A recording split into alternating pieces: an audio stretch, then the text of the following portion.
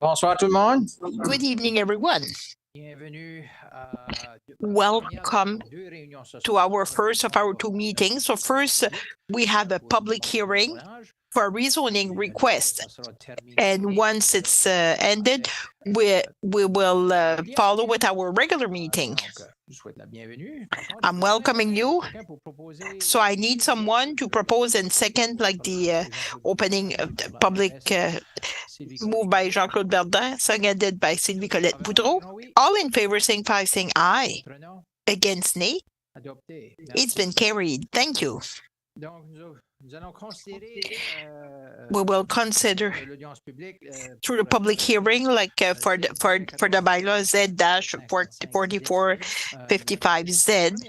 And first, we will proceed with the presentation from Plan 360. So that's what we're seeing on the screen. So good evening, Mr. Robichaud. Good evening, Mr. Mayor. Good evening, council members. I will start the presentation. You already did like a presentation, but you're coming back with our final results. So this evening, it's a public hearing for the rezoning request from Mr. Cormier from R2 to R3 zone. And this to allow like 3 buildings of 12 units and a 3-story. It's on a Côte Bellevue Street. We see like the property is in red. You see, it's right mid street, like west side. That's a close up. Bellevue, like the lots are very big. In this case, about four times the size, like the one with the municipality.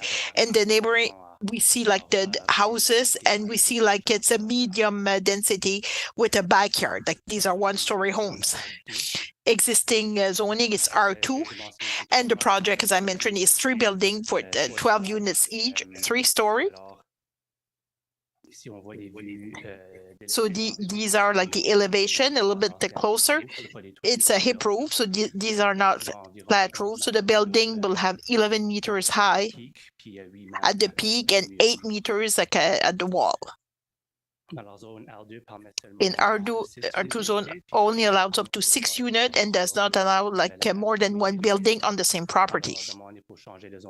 So the request is to change zoning from R3 like for higher to R3 like higher density zoning, and it's also the only zone that allows like more than 1 buildings like on one lot if there are more than 8 units. So the municipal plan, which is the vision of the development, divided each boroughs like and there are like different principles and proposals for each of those boroughs. And Bellevue has big lots that are good for development, and it's also like we can have like an increased residential development. In the municipal plan, we identify a connection or an extension of the Beaubridge Street.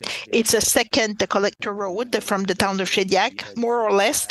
And right now, like Beaubridge stops at Jack Street, like a little just past Monique. And this year, like they want to make a connection up to Bellevue Street. And eventually it would go up to Ohio Road. That's the plan. So this is like the future work that the town of Shediac is looking at. In purple, these are the improvement to Bellevue Street to bring it up to the standards compared to the other streets in the town of Shediac, to remove like the ditches and to update like the infrastructures. And the property is a little bit more southern part, and it's circled in yellow. I would say about 300 meters farther. And in red, we see the new like a connection that will be done this year with a roundabout. So the property in question is not where all the improvement will be done, but about 300 meters from it. The town of Shediac consider like another well that I identify. It's with the blue arrow. I will mention it, talk about it a little bit later. So this is just to show like the future connection for Beaubridge Street up to Ohio Street.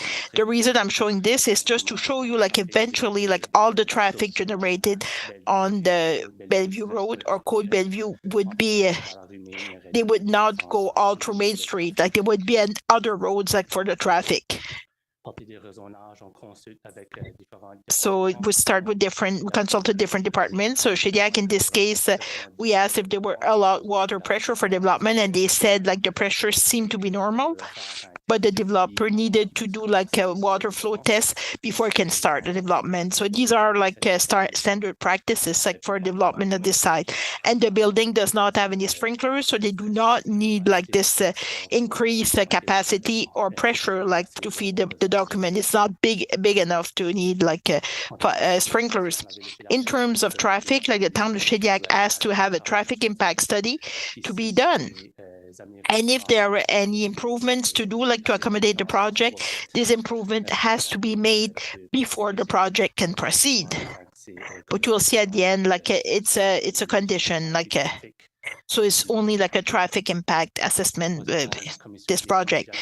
The sewer commission, like for Shediac and surroundings, like so they're confident they can provide like the sewer capacity and they know it can connect it. So they did not identify any problem with this development, since the Bellevue Street would be improved and some work would be done this summer on Main Street. And the town of Shediac is also requiring like net zero drainage. So the amount of water like going through the property before and after development has to remain the same. And they also asked for a drainage plan, which is typical like for this type of development. And also in the property, we only have ditches. There is no like storm sewer. So there might be a little bit of a challenge like to make sure like the water go into the ditch. So they would need to get it before they can get the building permit.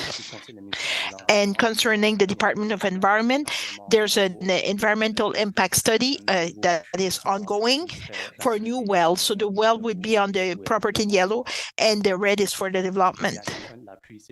And for the intent of having new wells to increase like the water capacity in the Shediac drinking water supply. So when we have some wells, there are 3 protected areas like A, B, C, and there's one from the strictest to the least strict. So this one is close to the wall. So we're zone A, which is the more like a strict area, and zone A is not a zone that forbids any development, but it's a little bit more restriction. We need to do a recommendation to the Department of Environment, and we have to preserve as much vegetation as possible. And we have net zero drainage and no chemicals that would be stored on the property. So they could not heat with oil or any petroleum products. And if there's an elevator, they could not use like any petroleum lubricant. So these have to be followed.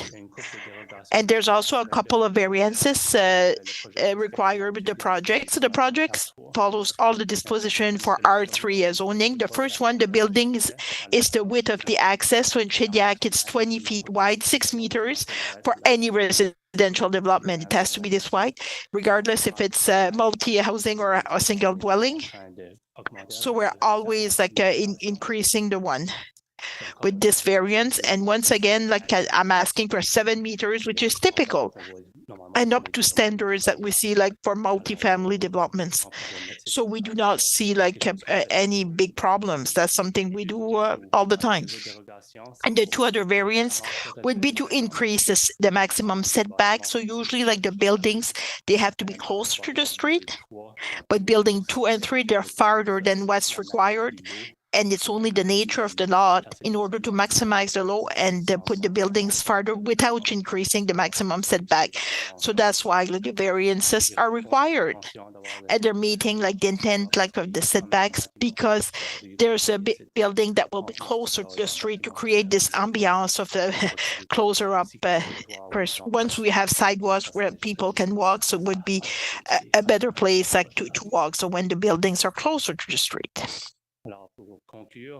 To conclude, so the borough is characterized as being great for residential development, and it encourages also like a bigger developments, because to take advantage, we have the infrastructure of the town of Shediac, so it's an increase of 6 times the density would be allowed, but the buildings are it's not exaggerated, only 3-story high, and they are the same height that would be allowed like in the R2 zone. So we see it as an incremental increase that is not a big start, like from 6 units or 3 buildings of 12 units. So the council started the process on February 5th. There's a recommendation of the PRAC on February 28th, and this evening we're April 2nd, not March 8th, which is a public hearing. And once you did the process, you can start to do the readings of the new bylaw and the recommendation of the Planning and Review Committee. So they recommend the council to continue with the rezoning request to allow 3 buildings of 12 units, 36 units total, the bylaw said 1455Z. And they gave the reasons because like the request is in line with the municipal vision, and it's a progressive for the density already allowed. And since like the town will improve like the infrastructure in the near future, it will be more appropriate to have higher density with those new improvements. And they propose like 4 conditions, part of the bylaw, that the development will be following the plan. Even if there are 3 zones, there's no limit. So this development, they could now do like another could have like 6-story building. So the developer would have to follow like the plans that are submitted. So there won't be any surprises. And the traffic impact study has to be done. And the 2 other condition is to address the variance. So to increase also like the larger of the width and also the setback. So this concludes my presentation. Thank you. Thank you, Mr. Robichaud. So in agenda, like we have questions for the council. So if you have any fresh question to ask like to our planner. Yes, Phil. It has nothing to do with the trade. So the Côte Bellevue, like you see, are you requiring a drainage plan? Because I don't know like where the street is before like the little hill. It's half like the hill. Not half, but just in front, like almost on the top of that little hill.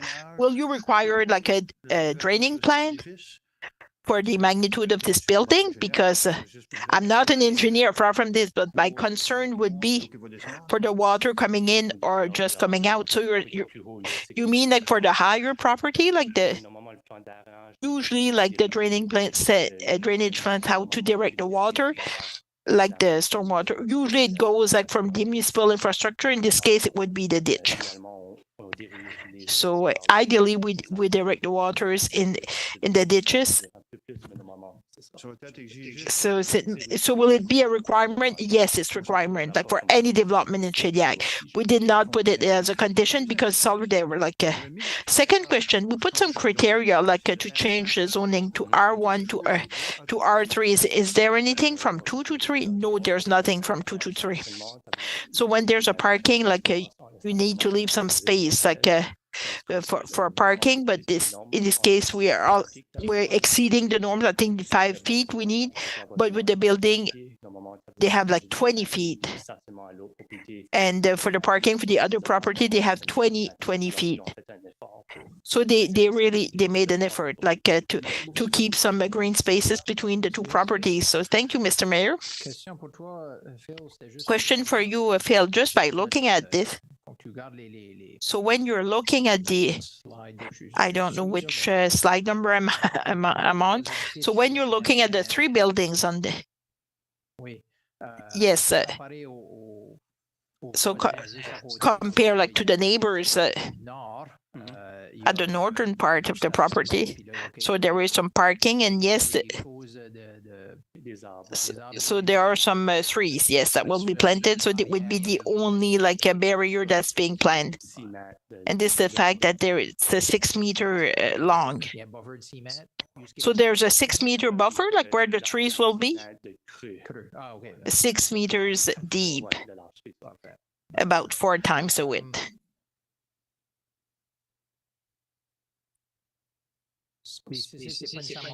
And it's not necessarily specific to the project, but you mentioned that it's just to make sure, like confirm I follow this well. because of the infrastructure, like that will be done by the town to extend Beaubridge Street. It's because it's so close, like where the Beaubridge Street will be. It would be one of the reasons why it was more favorable for development. So the same type of idea would still be applied like to other neighboring lots. Everything is case by case, but to assess like the magnitude of the project, because it's R2 projects, but there's nothing specific for this property. So you're mentioning in one of those slides like some informations are missing for the impact of infrastructure. So what did you mean by this? It was more like with the drainage. I had mentioned like it might be a challenge like to bring the water from the lot to the ditch. So that's what was missing for information. So that should be problem should be solved like with the drainage plan. So it has to be submitted by the development. It's a prerequisite to get before you get your building permit. Thank you very much, Mr. Robichaud. So in the order we asked like the developer to say a few words if he's in the room. I don't know if Mr. Cormier is present. Good evening, Mr. Cormier. I don't know if you had anything to add. It's your choice. So you're good, okay. So we understand what is the issue. So from the public, we had received like 3 individuals, like they indicated they wanted to talk on this subject. Mrs. Cathy LeBlanc. I don't know if she's here in the room, Mrs. LeBlanc. She's not there. Claudette Martin. And Linda Gautreau. Okay. So I know Mrs. Gautreau provided like something in writing. So anything else in writing, Mr. Robichaud? Okay. No, the 3 letters. Oh, he's off mic. So if you could at least read it, like do a summary of those letters. In fact, those 3 letters mentioned like Madame Leblanc, Martin, Gautreau. So the proximity. So what they're asking that the zoning stays to R2, but what they estimate like their small house, like besides like the big houses, like so they will feel like will be like small houses, like besides big buildings. So they mention it. And also the safety, the question of safety. So they wanted to make sure there wouldn't be too much traffic. And also like the water pressure came out. So they were wondering if they would be impacted because of too many developments, because of the rezoning to R3.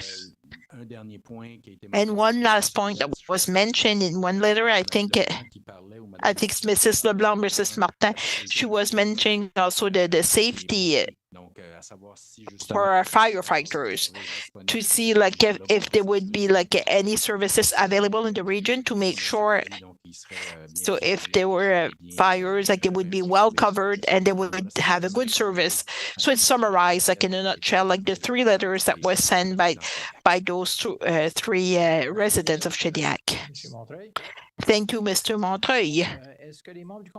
So the council members, did you have other questions?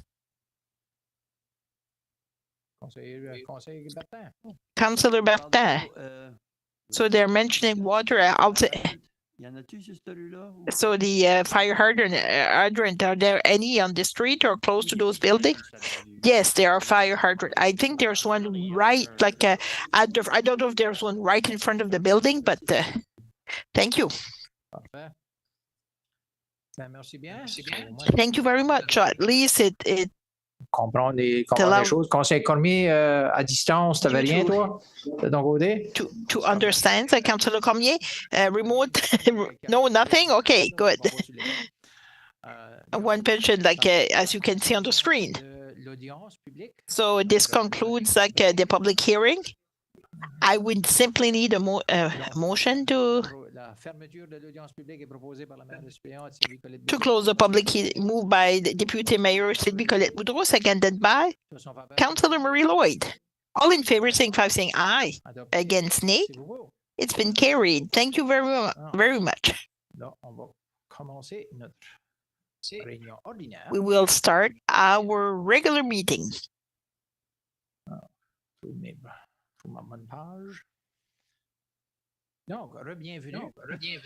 Welcome, welcome back to our regular meeting of April 2nd. First, I would like to mention that we are gathering on the unceded traditional territory of the Mi'kmaq people. And Mr. Clerk, we do have quorum this evening. We have a member remotely and one member who's absent. Declaration of conflict of interest. Any members would like to declare a conflict of interest on some items on the agenda? Seeing none, thank you. Adoption of the agenda. So you have the agenda in front of you. So we need a motion to adopt, moved by Deputy Mayor Sylvie Colette Boudreau, seconded by Councillor Germaine Galland. Questions on the motion? If not, all in favor, signify by saying aye. Against, nay. Motion carried. Next item, adoption of the minutes of the meeting, the last meeting, March 18, 2024. So you had the opportunity to read it. Councillor Germaine moved the adoption of the minutes, seconded by Councillor Paul Boudreau. Questions on the motion? Any omissions, mistakes, typos to peek? All in favor, signify by saying aye. Against, nay. Carried. We have one public presentation this evening. It's from the Flying Boats Historical Society. I know we have Mr. Wade Short. A small presentation. Thank you very much. I must say, the translation provided by this is really good. The person does a good job. The translator heard your comments, so that's good. Where is she? She's virtual. She's virtual, yeah. HDMI? Yeah, no, yeah. Oh. Technology. No. Celui-là?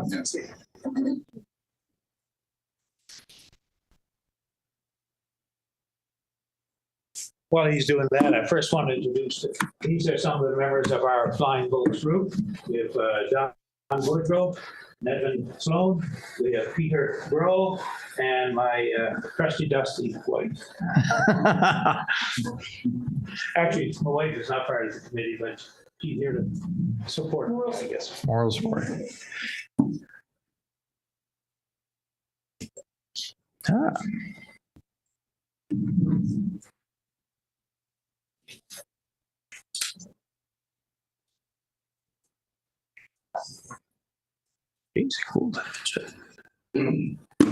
Okay, great. Good to go. Thank you very much. So what we'd like to do tonight is show you what we think could be a change in Shediac's approach to tourism. We're familiar with the Big Lobster, of course, and we'd like to show you something a little bit different. Thank you. So in today, yeah. Use the mouse if you want. That's okay. There we go. So in the presentation tonight, there's quite a few items here. I'm going to go quickly through some of them and some I'll slow down. So first we'll give you a flying boat's history. What did the flying boat's history look like? I won't spend a lot of time on that. I'll go through it fast. We're going to show you what other flying boats museums in the world looks like. We're going to look at our long-term project, which we're looking at it today as a full-scale replica. Short-term project is a mural for this year. We're going to look at some of the benefits the museum can bring. Now, originally, we had a 10-year plan. It was suggested by someone that we make it a 5-year plan. So whether it's a 5-year or a 10-year, let's not get hung up on that. Well, it's a plan. So whether we make it this big or that big, it's like an accordion. We can squeeze it. Some of our fundraising efforts and what the new tourist image could look like. So the first part of the history occurred on July 13th, 1933, when General Balbo stopped here with his 24-plane Armada on his way to Chicago for the World Fair. This was a major event. I mean, can you imagine today if 24 planes were to land on the bay in one day? And this was 90 years ago. You know, it was just incredible. The newspapers reported we had 30,000 visitors come to Shediac. There were 36 RCMP stationed here to keep law and order and security and everything else. It was just an amazing day. Needless to say, there were a few politicians around giving speeches. And here's what it looked like on the bay. So you see some of the planes lined up. You see Shediac Pier. You see the street that's called Pleasant Street, and its name was changed to Balbo Street from 1933 to 1939, when hostilities broke out against Italy, of course. So they petitioned to have it changed back to Pleasant Street. There's a map in Italian which shows the routes. So when he left Rome, he stopped in Amsterdam, Londonderry, Northern Ireland, Reykjavik, Cartwright on the coast of Labrador, then Shediac, then Longueuil and Chicago. And then on the way back, New York City, Shediac, now the island of Newfoundland, onto the Azores and back to Spain and Rome. So Shediac was the only place he stopped twice. The next major event occurred on June the 24th, 1939, when Pan Am started a route to Europe from North America. So the flights used to leave New York City 7:30 in the mornings, and it would land here at noon hour, refuel.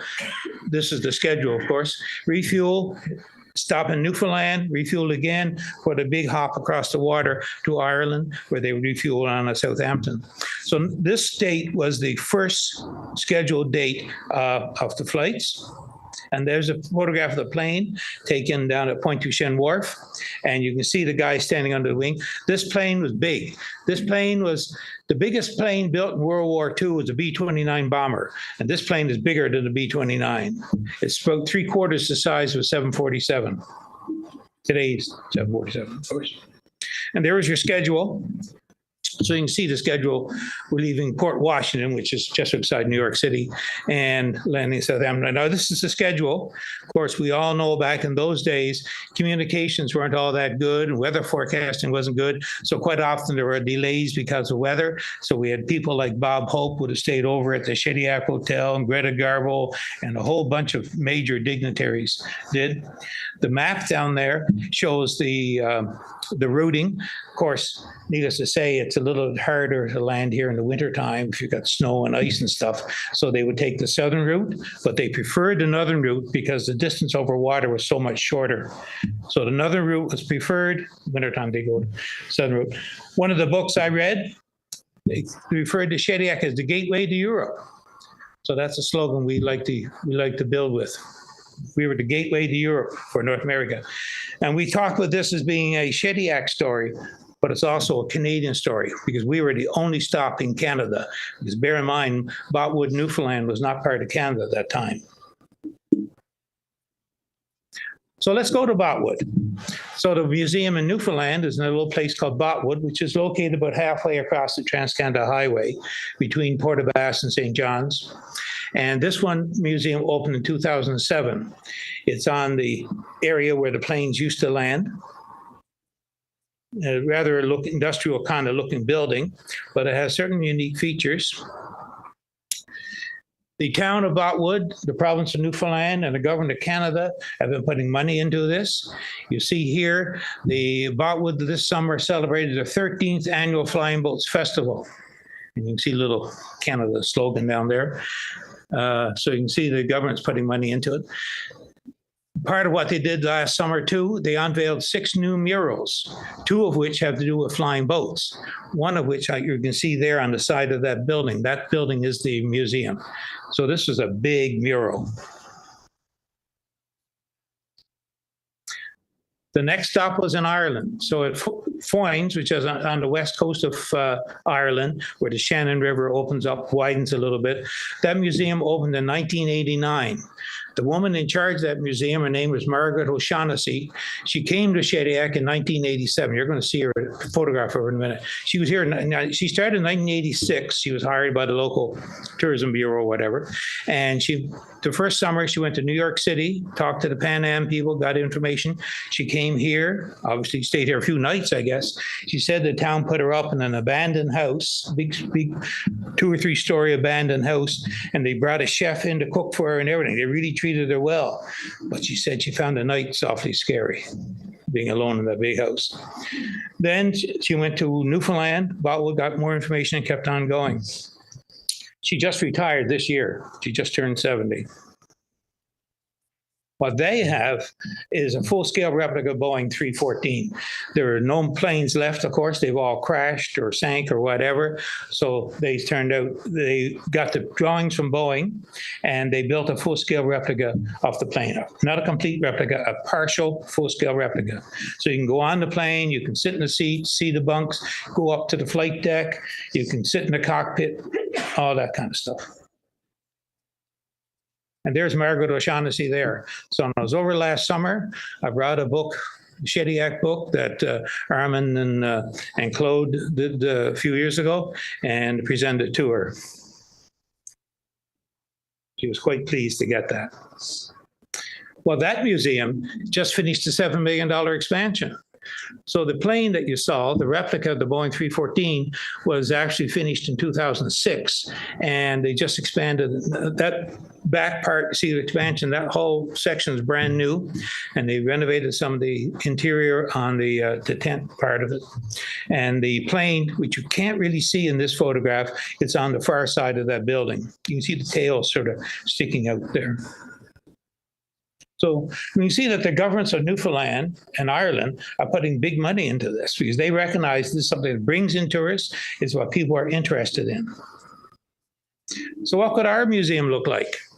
Well, this drawing was done by a buddy of mine, Ron Robichaud, and it was our first attempt to say, what could our museum look like? So there's just a concept. So what we've shown here is the fuselage section of the airplane with a square building in the back, which is what we're going to call the museum, but basically half a plane with a full nose and tail section. Here's what our entrance could look like. And I put this picture here only because it shows the door going in and not because it's my smiley face or anything. So this is what the entrance could look. So what we want people to do is look up and see a great big airplane and say, well, my goodness, what in the world is that? And look like you're walking into the airplane. And once you go inside, of course, we'll set it up so it can look, we're not looking at finishing the inside the same way they did in Ireland, because that's extremely expensive and the sourcing of the materials are very hard. So rather than do that, just do the fuselage, do the exterior. Then once you go in, we want to give them a different experience. We've drawn up a 10-year business plan. And like I said before, depending on the presentation I'm using, some places I refer to as a 5-year, some places 10 years, so it's an accordion. So this year, what we want to do is finish that mural in downtown Shediac. We've started our fundraising, as you guys know, and we've got a grant from the town of Shediac, so thank you very much for that. Next year, we want to do a feasibility study. There's a guy coming up to see me on Thursday. His name is George Quigley from St. John. He did the feasibility study for the New Brunswick Aviation Museum in Miramichi, and he's got a lot of experience in this area, in particular aviation, and he used to work for the federal government for quite a few years.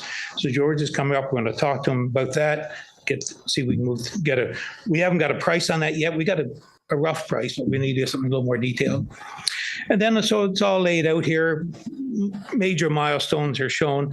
Who knows what it's going to be, but that's just our first cut at it. Until we do the feasibility study, anything I say here today, take with a grain of salt. So it may or may not be accurate. If it is accurate, it's completely by accident. So first year plan, a mural. And you all recognize this lady, I'm sure. Is she here? She said she was going to try to make it. No, she didn't come tonight. Peter's here, and Peter's assisted her on a lot of her projects. So this is the mural that is the rendition that Monette has come up with, and that's what we're proposing. Knowing Monette, of course, as you guys all do, one of her signatures is three-dimensional. So there's some three-dimensional aspects in there, which it's not just a painting. It's more than just a painting.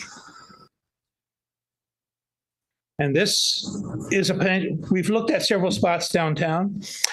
This is the last one we're looking at right now. We do not have the permission of this owner. We do not have it either. This site only came up last week because we were looking at other sites. So I sent an email to them, and they haven't, I didn't give them much time to respond. But so far, everyone we've talked to about this, they're all eager. They all like it. And they said, let's go. In fact, we've got written permission from some of the owners to go ahead, but not from this site. So I put this here. Obviously, if we do anything here, some of these signs might need to be juggled around a little bit, but I don't think that's a big cost. Well, in the case of the Resto Pub, it doesn't exist anymore anyway. So this is just one concept of where it could go. What's going to cost? Well, the mural, we got a bit of a handle on that. We think the project's going to cost around $43,000. We've raised $7,500. We got an extra $1,300 or so there. We've got a request out now to be RDC for $20,000. We're hoping to get that. We think we can probably raise another $5,000. So that leaves us with a $10,000 shortfall. We've got some funding. The John Lyons Foundation has given us some money. So we've got some money from them. And of course, the town of Shediac, and we're raising money. So this is where we're at. That's our shortfall we're looking at right now. So what's this museum?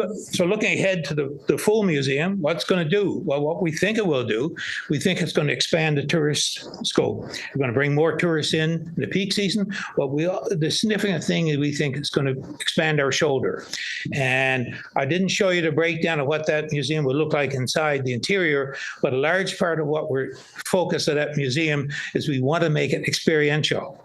I've been to a lot of museums, and I tell you, a lot of them are boring, even though the government's putting a lot of money into them.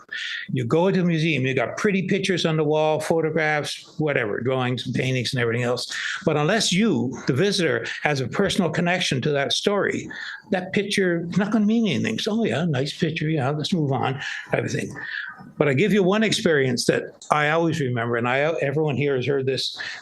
Everyone in my group has heard this story before. When I was a young fellow, probably an infant, I went to Manda's World in Montreal in 1968. And in there, they had the Bell Canada Pavilion, and it's 360-degree screens. And you go in on these brass handrails coming up on the floor. So you go in and say, oh, what are those handrails for, And then the film starts, and it's an airplane, and it's going through the skyscrapers in New York City, and it's doing this and that. I'll tell you, people were grabbing hold of that handrail pretty fast. And nothing moved, nothing changed, but the sensation. It made it an experience. And I remember that for many a year, and I only just dragged that out there a couple of years ago when I started talking about this. And I said, yeah, it's got to be experiential. Monette, who's not here, she just came back from Florida. And when she's down there, she went to the Titanic Museum. And she said she got all kinds of notes. Well, if you know Monette, I tell you, she's full of ideas. And so she hasn't told me what they are yet, because I just saw her today. But she's going to. So we want to make it experiential. We think this will be a tour bus destination. And that museum, Ron has put a seating capacity in there enough that can handle a full tour bus seating at one time in whatever our theater looks like. School experiences. And something else that's really interesting that I think we can do with this, we can make this into a traveling exhibit. We can bring this Shediac experience across the country. I don't think it would be all that hard to put together something that could do that. So we can go to other museums and put off our Shediac exhibit, or schools or whatever. So it's going to increase the tourist volume. We think it's going to strengthen the Shediac community, give us a stronger sense of identity. I mean, right now here in the town of Shediac, you've amalgamated with Pointe du Chêne, Shediac Cave, Skuduk. This experience we have of flying in this area Skudok Airport is part of that picture. I mean, the things that went on in Skudok Airport in World War II were just amazing. There was 1,000 people that were stationed at Skudok Airport, and they had their own barracks, their own mess hall, rec hall, the whole thing. And of course, we're going to give a greater seasonal and full-time employment. Fundraising. We, of course, have taken private donations. We're still collecting donations now. We've now set up with PayPal and something called Zephy. Michelle's working on setting us up with Zephy or something like that. I'm not clued into that very well. Last summer, we sold T-shirts at Shediac Market. We're looking at a gala event in the fall. You know, we're still discussing what that's going to look like. Town of Shediac grants with an S on the end there. Shediac Community Service Clubs. We've making some headway there. Province of New Brunswick Tourism and Heritage. We're applications are out now for that. Canadian government, again, same thing there. I talked to Jeanette Pettipaw-Taylor there a year and a half ago when she was still in charge of ACOA, and she didn't necessarily promise us any money, but she did make us a couple of suggestions. Major donors and patronage, we haven't pursued this yet because right now we're just looking at the mural, which is fairly low key. But once we move to do a bigger scope, then this is something we will be definitely exploring. So the new Shediac tourist package. Well, you come into Western Shediac, you've got the Giant Lobster and you got Homaris. And that new Homaris building, I really like that. I went through their tours and it's a great spot. Downtown, we've got the Railway Museum and Pascal Poirier Park. On the eastern access, we come in, we know we got Parley Beach and the Wharf, but we want to put a Shediac Flying Museum as part of the eastern entrance. So you come in, people, we haven't got a spot for this yet, and that's something we need to have a negotiation and a discussion with the town of Shediac. We need to know, I mean, I'm sitting here, and I'm not necessarily clued into what you guys are talking about or what you're thinking with your long-term plans. I know one thing. There is a lot of people coming to you. There's a lot of people looking for money. And we're hoping you can put us on that list. Because what we want to do is, whatever we do, we need to incorporate it as part of your plans. We need to get a discussion going, not us versus you. You know, I don't want to be coming up here every so often, maybe every month. I don't know. Here's where we are progressing. We want to be, you know, you guys are doing things, and we know there's things on the market, on your horizon, that we can possibly fit into. So we want to talk about that some more.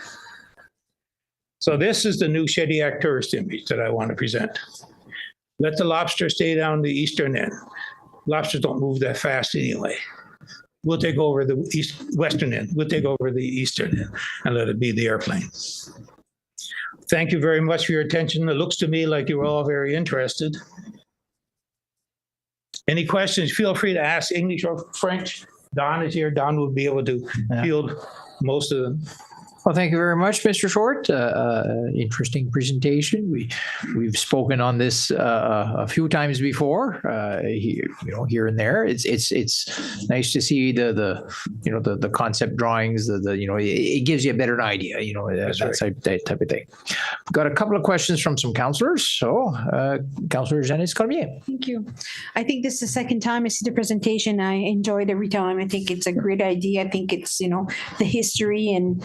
That it shows who we are in Shediac. The only question I had is just for your mural, I thought that you were looking at having it on the Pointe du Chien Wharf. We originally did, and the more we talked about it, and then the next storm would occur, we said, well, shit.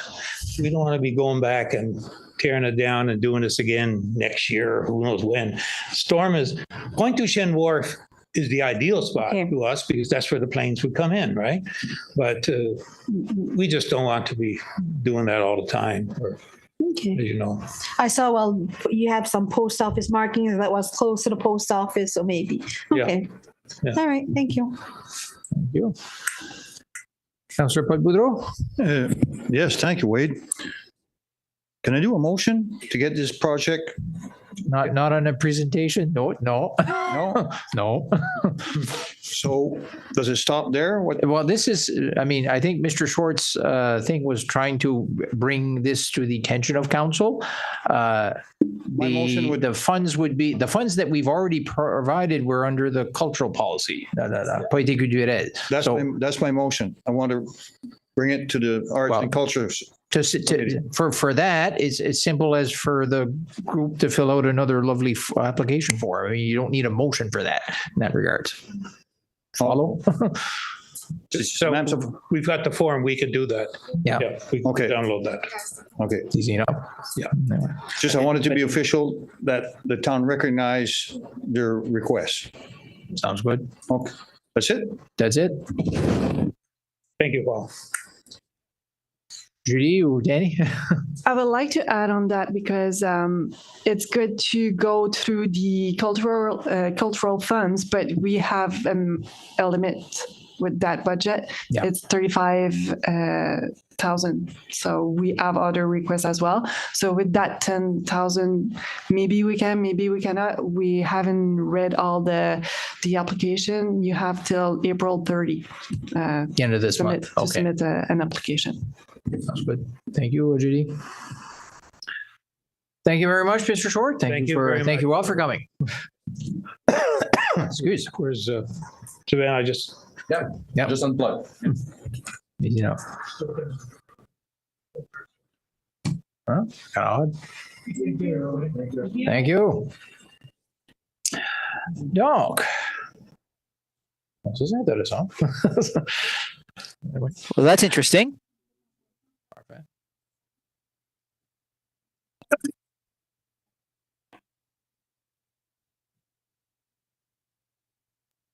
Donc, Number 7, reading of correspondence. 7.1, Shediac Legion. Mr. CAO, thank you, Your Worship. We received a request from the Legion, and they're asking the council to consider a financial contribution to, just to summarize the situation. You remember that we bought a lot below Saint Joseph Street. There was a piece of land that we wanted for public works purposes, and the Legion was interested in building housing for veterans, and we agreed to share the lot. Basically, the Legion made the first purchase of the land, and then we brought a parcel, a lot from the Legion.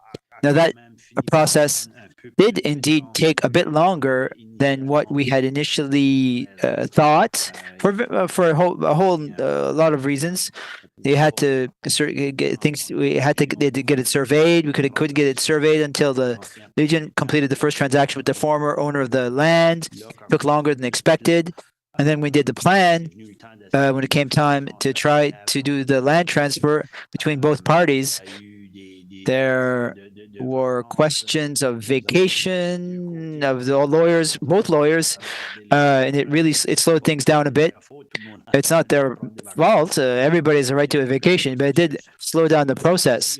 And also, we can't transfer money for the purchase of the land, and so long as both parties have not been registered with Service New Brunswick at the registry office, and the province is experiencing delays. It takes a few weeks to register those documents. So our lawyer can't release the funds to the Legion as long as that documentation has not been registered. So it's for all of those reasons, and the combination of reasons, the temporary financing that the Legion had put in place to make the initial purchase of that piece of land, thinking that they would receive our amount faster than it actually happened.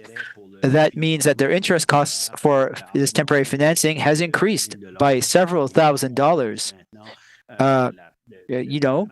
the transfer of the lot closed the 15th of March, but it's not yet registered.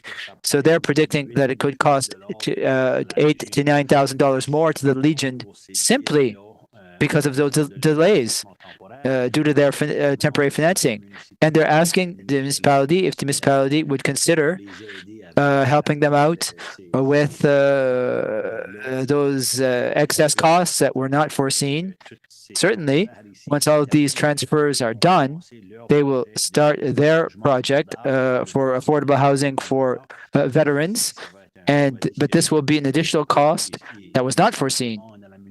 And if they're asking the municipality to consider helping them with that.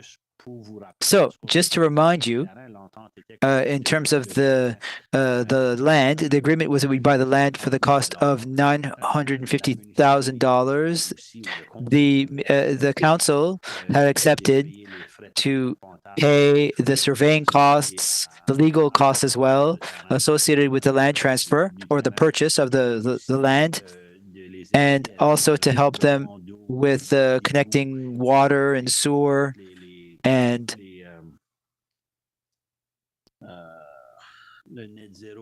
all of the net zero questions in terms of surface water to make sure that the project meets our requirements in terms of surface water. So we already accepted to pay the costs given the benefits of the project. This would go above and beyond that. So we don't necessarily have any recommendation to the council. It's more a question of seeing how the council would react. Is this a project that they would like to support more compared to what has already been done? Great. So my first question is, you listed some items in terms of net zero, connecting to services. Do we have a figure on how much we buy a piece of land? Yes, but there's something in return. Do you know that figure? The figure that we got, their estimates to build the roundabout. That's what we wanted the land for. It was to build the roundabout. The legal fees were around $3,500. Surveying, I don't have it at my fingers, but would Danny have it? No, I don't want to put him on the spot.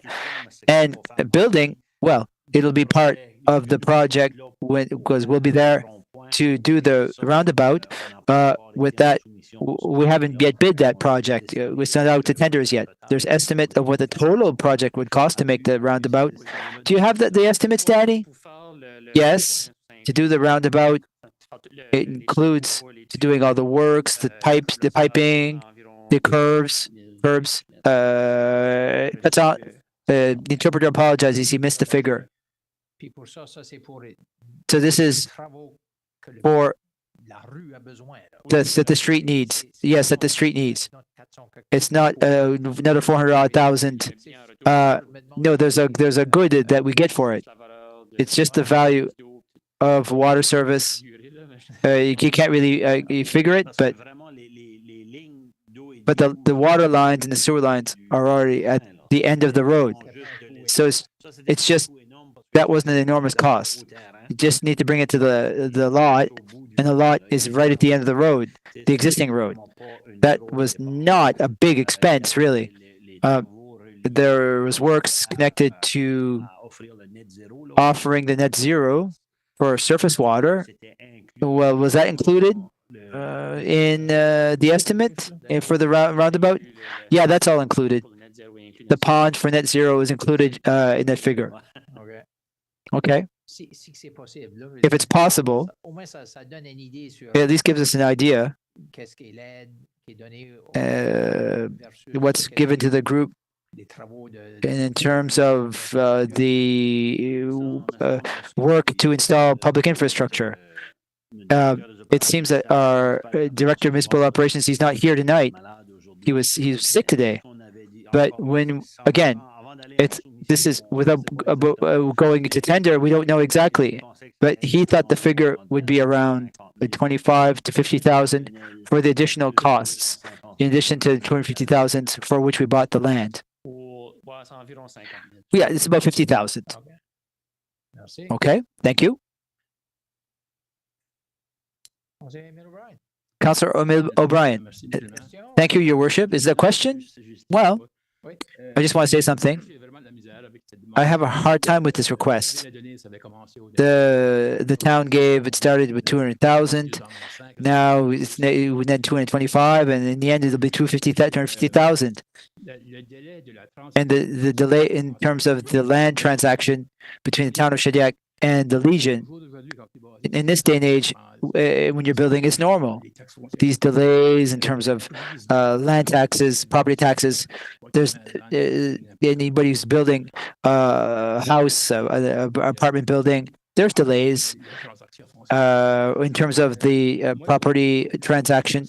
The way I see this is that the town put in $250,000, that the transaction is done. I find that the responsibility falls on the committee. The onus is on the committee to do its own due diligence in terms of those costs. So now they're asking for $8,000 to $9,000. Is it $8,000? Is it $9,000? There's not enough due diligence, I find, that's been done on their end. That's why I have a hard time supporting that request. And we don't want to create a precedent. You give $9,000 today, and then down the road, and it's to be another amount. So that's I have a hard time with this. I have a hard time with this request, and I don't think I'll support it. That's all I want to say. Thank you, Your Worship. Thank you, Councillor. So right now, the staff doesn't have a recommendation per se, but basically, if there's somebody who wanted to make a motion or to accept or propose an amount, we could do it. If there's no motion, it will just stay as is. Councillor Murray Lloyd. Councillor Murray Lloyd. Since this is a veterans project, and it's obviously this hasn't been handled properly from the point of view of costing. Is it possible, and I'll say this with tongue in cheek, that administration can negotiate with the Legion on this, possibly a 50-50 deal? I just don't want to see this thing dry up because of money, because I think it's a very, very good project. Yeah. And I don't disagree with Councillor O'Brien that there is we have to be very careful. But I think, can we look at this in a way that we can appease both parties? And maybe come back with a decision at a later meeting. Exactly, Mr. Mayor. That's my position on this. If I may, Mr. Mayor, just in reaction to the comment, just one thing I thought I had mentioned, but maybe just to clarify, in fairness to the Legion, what happened here is because they were going to they had to initially purchase the property, right? Then once that transaction was final, we were then going to purchase a portion of that property for our needs. They wanted to avoid having to do two mortgages, right? So they didn't want to have to do a first mortgage to buy the property initially and then have to do a second mortgage when we came in and, gave them the 250,000 for the port parcel that we wanted. So that's why they went this kind of temporary financing route, was just to try to avoid having to go through that whole legal process twice. They thought that by doing that, they were going to save money, but because of the various delays we talked about, which were really beyond anybody's control, it ended up taking a little longer, and because of that, this temporary financing, has cost them more money. But they were trying to be smart about the way they had approached this, not having to do two mortgages.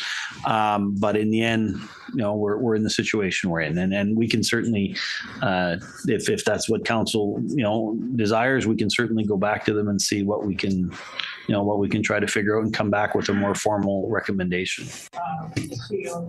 We're in a tough position because I think we have to be responsible, as Councillor O'Brien said, and I would think we should investigate all other options with administration and the Legion.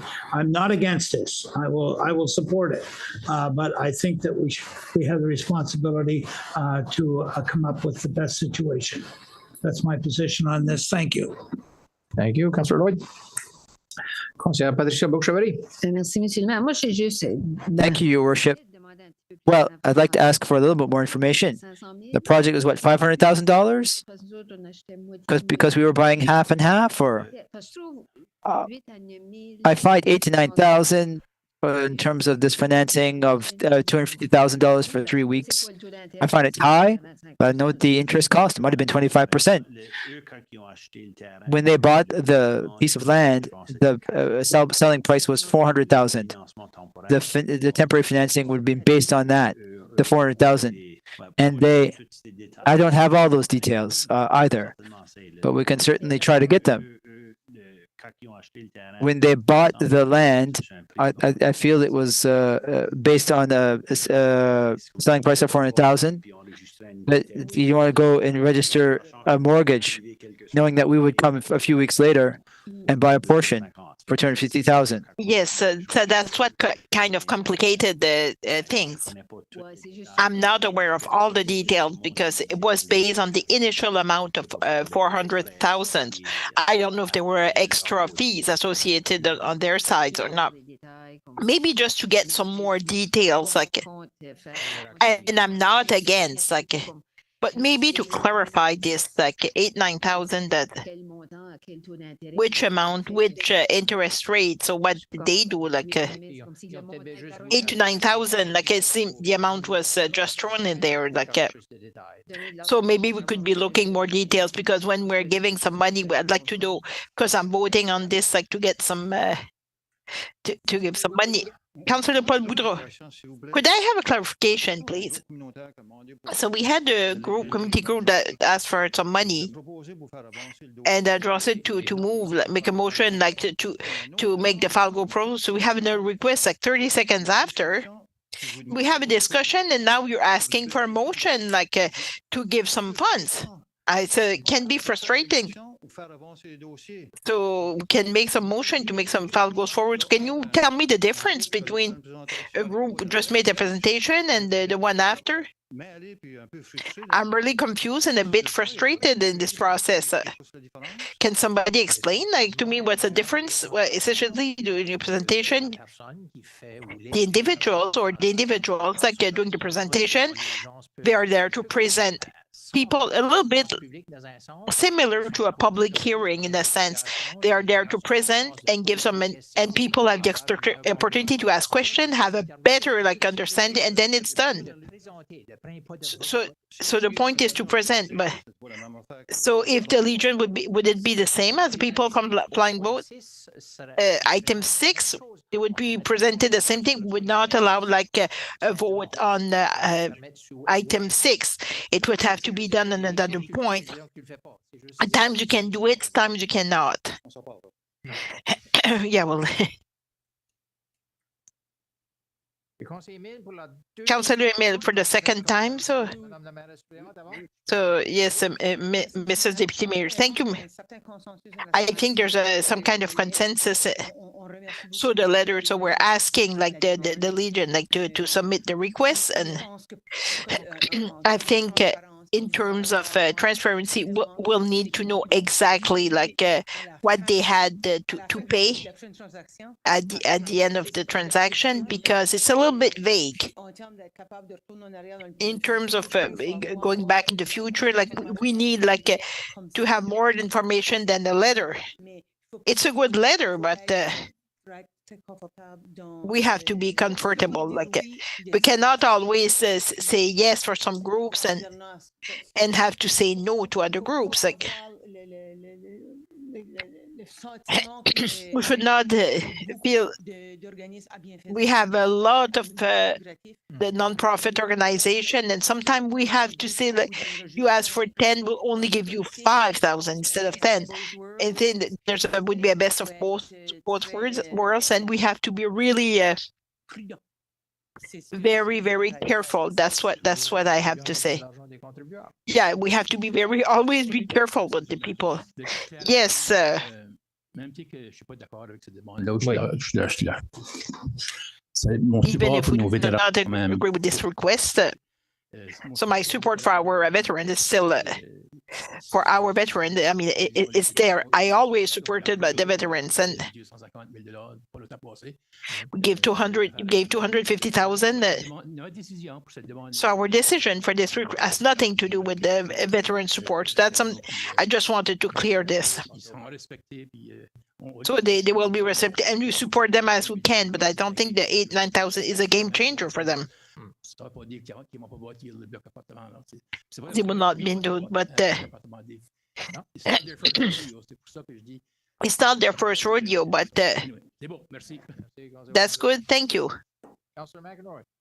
Thank you, Mayor. I'm just wondering if I might leave something with staff to consider for future situations such as this and such as the presentation previously. It seems to me that it should be pretty much standard procedure. I know there were extenuating circumstances in this case with regard to the CAO just getting back, but it should be a standard procedure that if there's a presentation made to council, whether or not there's a financial request or whatever, that the procedure would be that the matter be referred to staff for a recommendation. That gives us a starting point in terms of debate. And the same should be true, I think, of any other request such as this.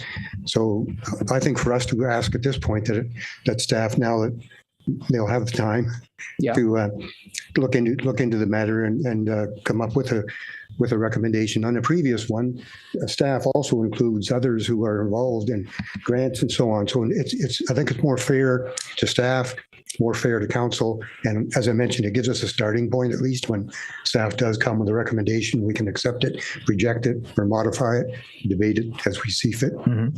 Thank you. Thank you, Councillor McEnroy.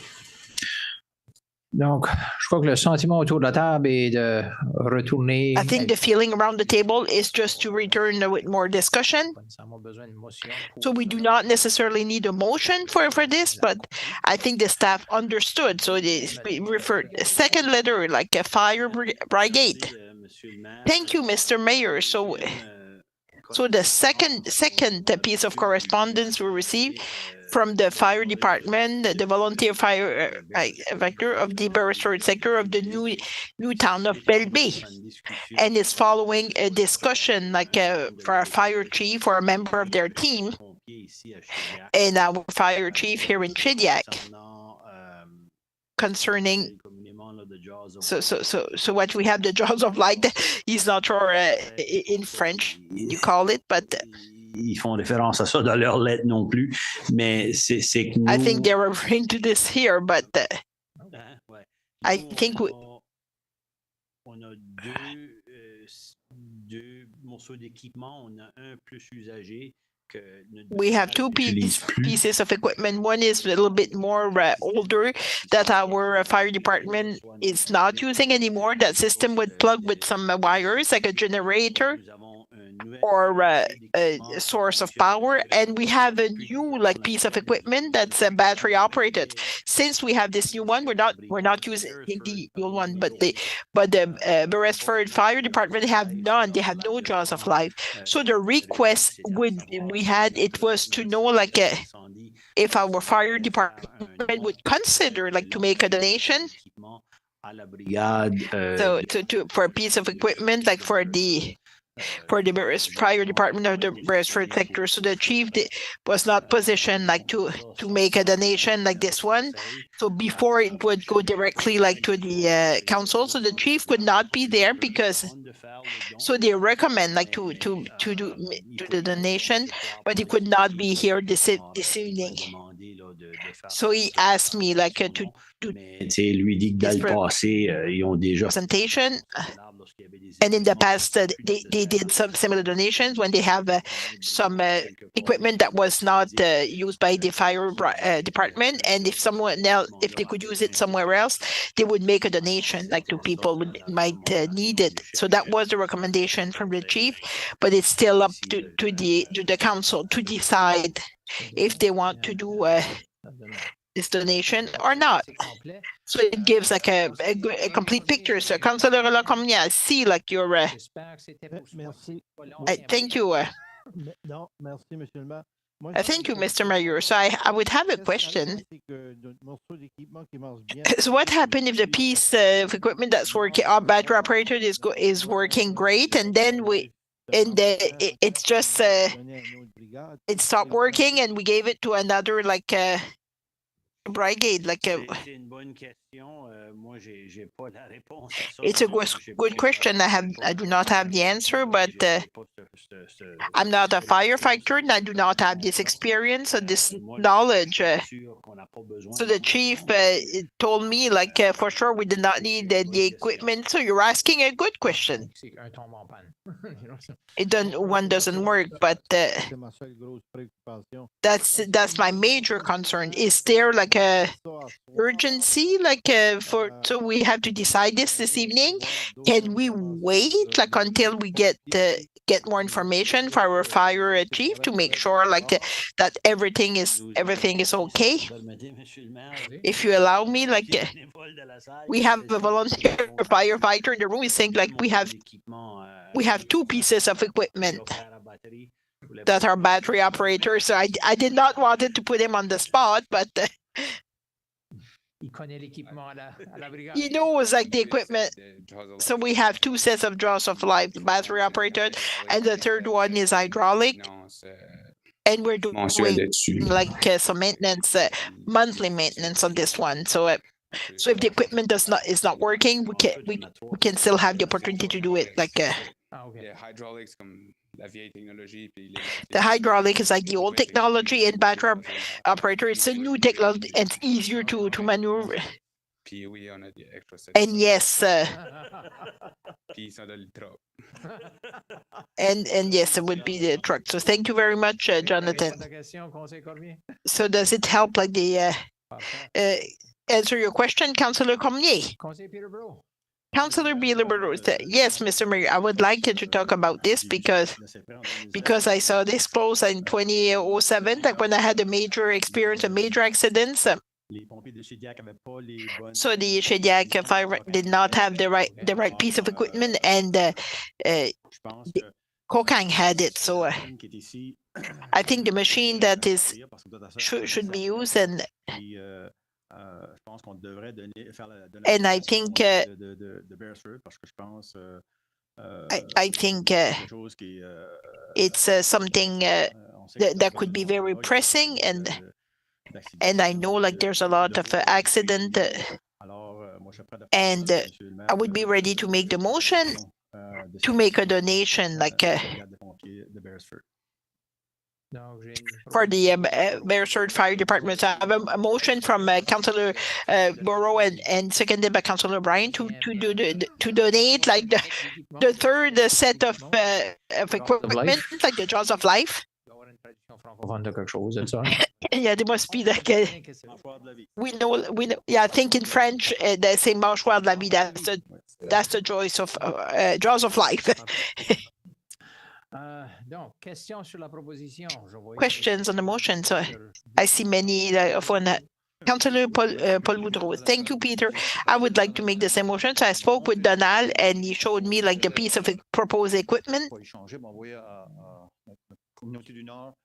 to Center Northern Committee that Gisu, the new ones in the truck, and it was really very comfortable. So I congratulate you for the motion to have. It's a great collaboration between the fire departments.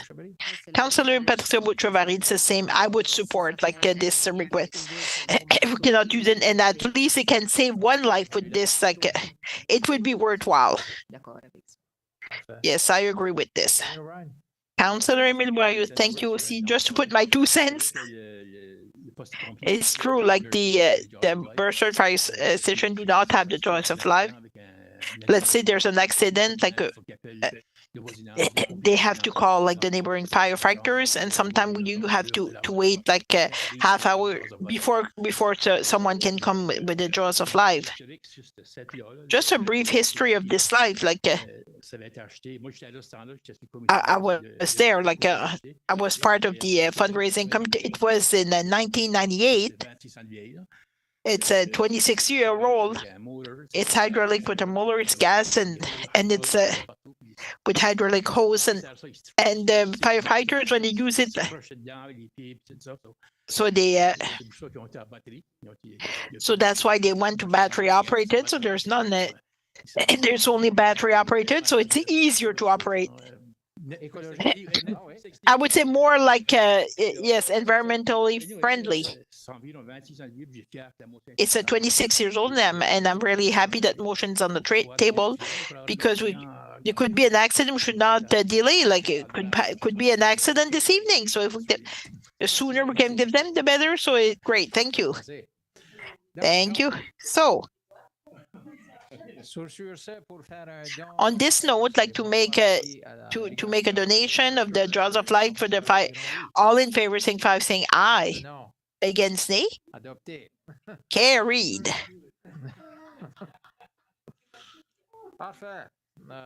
Perfect. Comme je dis, c'est un morceau d'équipement qui peut faire du bien à quelqu'un une autre brigade qui a besoin, qui peut être utile. It's a piece of equipment that could help another department that can use it. So when it's critical, we can understand. Number 8, the report from standing and special committee. We do have the financial, the budget for the special council of the council committee activities, the sponsorship. We have all of them. Budget statement. So I don't know. I know it's not part of the usual report. So it's prepared separately. So it was there for your information. So if you have any question, you can ask them. So our CEO will try to answer them. Perfect. He was looking for the flash. I don't not remember which one. Just to refresh my memory, the pre-housing 25%, what was it for? Which report? It's the budget for it was for the design for the sewer. It was adopted at the last meeting. So that this is for the study. So we discussed it a couple of times. It was a study to start the design for the sewer pipe we want to build from Route 15 up to the lagoon, and we got 75% of the financing from the SDR. So and we have to pay 25%. Thank you very much. We had no report from the police and fire services. It will be at the next meeting. No building permits report for last month. We had a report from the chief administrative officer. It's his first day of work since his vacation. I could talk about 2 weeks of vacation. I'm sure you're not interested, but I still have a few points I would like to make, to update you. a couple of meetings ago, like we had mentioned, like some dates, like for the spring garbage collection, and we said it would be like the week of April 29 to May 2. In Shediac, it's still the case, but I did not realize at the time, like for the former LSTs, we're still under the old contractor province. These are different dates. So I wanted to be able to give all the dates, because for the former LSTs of former LST of Pointe du Chêne, so the spring garbage collection, the bulky waste will be Shediac Cape. It will be Wednesday, May 15th. And for the regions of Skuduk and Skuduk Road, it will be on Friday, May 17th. So these were different dates, like from the ones in Shediac. I just wanted to make sure, like, that we got the right information. And also, as the mayor mentioned, I came back to the office today, there was an invitation in my office, and I wasn't sure if it's something like you received or not, because it was only like a paper version. It seems to be an initiative with the with RCMP for the Southeast District. It's a question like to get closer to the community. And Thursday of this week, or members of the council or public, this Thursday from 9 to 11 in the morning, there is a Tim Horton in Shediac. You can drink a coffee with the RCMP officers in the committee and discuss various matters. And they will be there to have the opportunity to communicate with the community. So this is this upcoming Thursday from 8:30 to 11, Tim Horton Shediac, something I wanted to mention.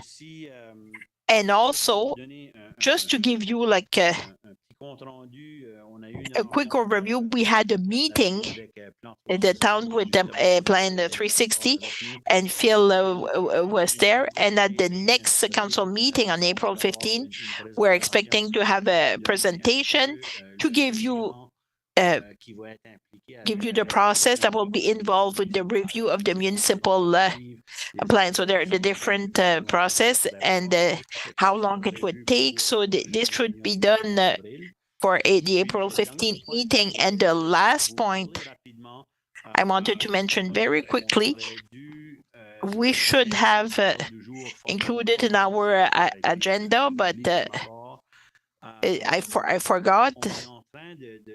We are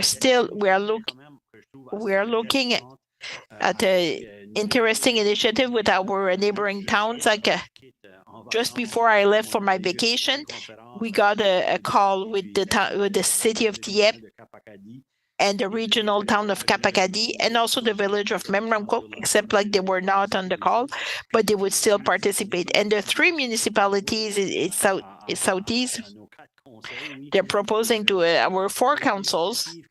There is an initiative that was launched by the Association Francophone du Nouveau-Brunswick, and it's funded 100% by the federal government to become a welcoming Francophone community, like for the Francophone immigration. The AFNB, they have a process where the municipalities can apply,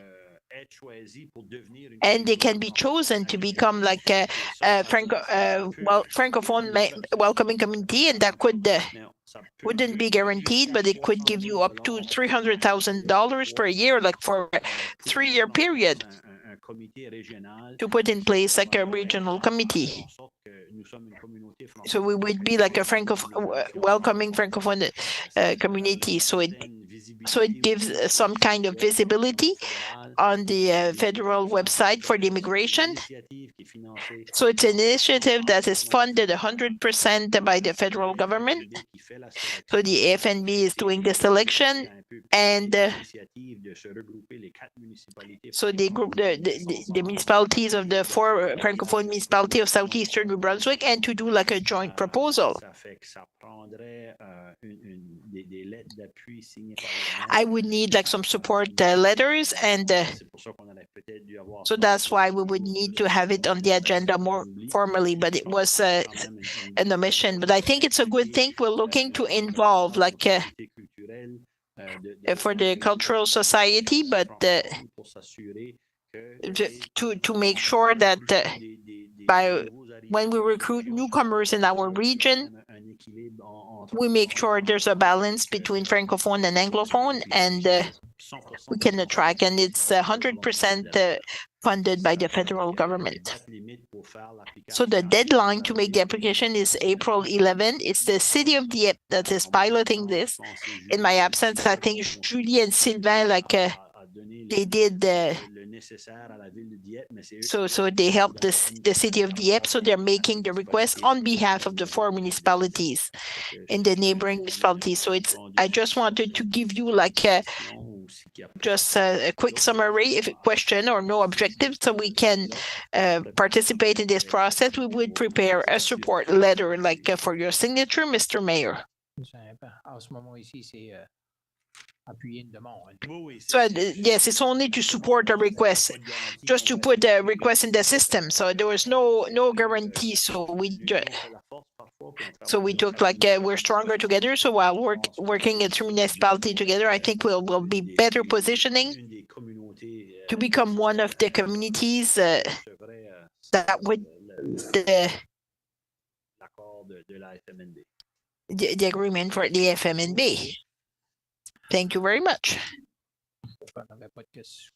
So no question? Councillor Lloyd. Welcome back, Mr. CEO. Thank you. Thank you. Can you please, at the next meeting, report to us on 3 file? The file on the potential new high school for our region, the Shediac Industrial Park update, and I did make a motion for sidewalks for Shediac Cape, and I would like to know if there has been any communication and or results from DTI with regard to this subject. Thank you for that. Thank you. I can give 2 of the 3 updates this evening. There you go. He's quick. Well, but obviously tried to get caught up as best as I could today. But on the new Anglophone high school, the province still hasn't made an announcement. So until the province makes an announcement on the location, there's not much else we can do. So we're hopeful that that's going to come sooner rather than later, but that has not happened yet. On the Skuduk Industrial Park file, I like the way you referred to it as the Shediac Industrial Park. Maybe that was just what did they call it? A Freudian slip? I did say the Shediac. Yeah. No, it's good. Sidewalks, though. So the Skuduk Industrial Park, we've completed kind of our end of the process. A couple weeks ago now, we submitted kind of our business plan, if you will, to the province, and we're now waiting on an official answer from the Department of Transportation and Infrastructure on that. So we've kind of done our part, and now we just got to wait to get that response back. On the proposal for sidewalks in Shediac Cape, that one I'm pretty sure our Director of Operations, Municipal Operations, hasn't been able to do anything with it yet. The team has been working extremely hard to get all the big projects out to RFP for 2024. So I don't think we've requested anything, but I see Denny reaching for the button, so maybe he has more information than me on that one. So currently we have the proposal open for a study for the Shediac Cape sidewalks. Oh, we're currently waiting for a few proposals from consultants for that. There you go. Yep. There you go. See, saved me 3 reports for the next meeting. Merci, Denny. Merci. Parfait. Donc, perfect. Now, thank you for this. Recommendation from Plan 360. None for this evening. Unfinished business. There's one. Changes to commercial and residential incentive policies. And I think we had a presentation. Mr. Chevary. Yes, he's there as the Economic Development Officer, not the volunteer firefighter. There were many hats. It's one hat that's really difficult.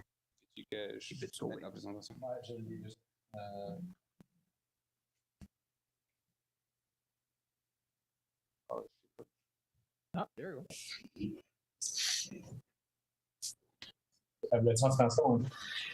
Je vais l'afficher en anglais puis je parlerai en Yeah, français.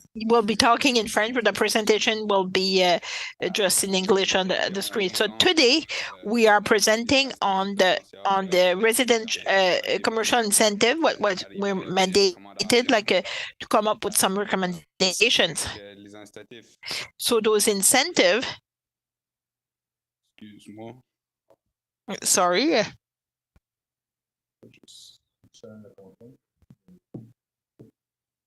Ah, ok, tu l'as là. Ça fait qu'on va juste passer à travers les objectifs. We'll just go through like the goals and the incentive.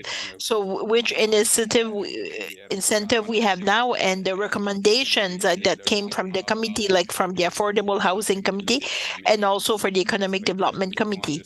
So it's not necessarily like, and also the recommendation, the discussion that happened at the council. It's all something we did consider, like to come up with some recommendation we are giving you today. So the goal, so those incentives is really to stimulate like the job creation, the economy, and what's happening around us. And it attracts like a business and investors to come to the municipality. So it encourages also innovation, entrepreneurship, and also the small business growth. And also, so when we have incentive, it's like a collaboration between the public and private sector, and we can revitalize like underdeveloped areas within the municipality. And also at the end of the day, like it improved the overall quality of life and well-being of our residents. And also we know like the tax, it increase the tax revenue, and it will expand also the municipal services like the community life or public work, and it enhance the municipality's competitiveness and attractiveness for investment. Ici à Shediac. Nos incentives qu'on a présentement. The incentives that we currently have, well, I'll go through them. They're in the several categories. You have a copy of the presentation. The residential incentives, right now, for any new home, any single-family dwelling, we give $1,250, and for building lots, per lot created, that's $1,250 per lot. For mobile home, it's $1,000. Row housing, we give $1,000 per unit, and duplexes, we give $1,500. Danny, so the incentives are from 2013, right? Yes, 2013. The current incentives date back to 2013. We also have an incentive in terms of linguistic landscape. This is a committee that reviews the bilingual signage. So we support the businesses that want to have bilingual signage. We cover 40% of the cost of the sign, and our contribution is maxed out at $4,000 plus HST. So, just to quickly go over this, the incentives for multi-residential housing, a few things here. The multi-residential housing incentive under $3 million is based on the property assessment value. So the amount of the assessment, and we give 1.25% of in terms of an incentive. So this is a scenario. It's a real scenario. It's from a development under $3 million, just to demonstrate some figures in terms of how we go about giving incentives and the return on taxes, actually, that it brings back to the municipality. The same formula applies to the multi-residential incentives of beyond $3 million. The big thing that changes is the percentage that we give back as an incentive. We give 1.5%. I will go further into detail in terms of the recommendations. So commercial development below 2.5 million, that's what the difference between multi-residential and commercial. The calculation is based on, the incentive calculation is based on the building permit value, not the property tax assessment. It's also divided over the next 5 years.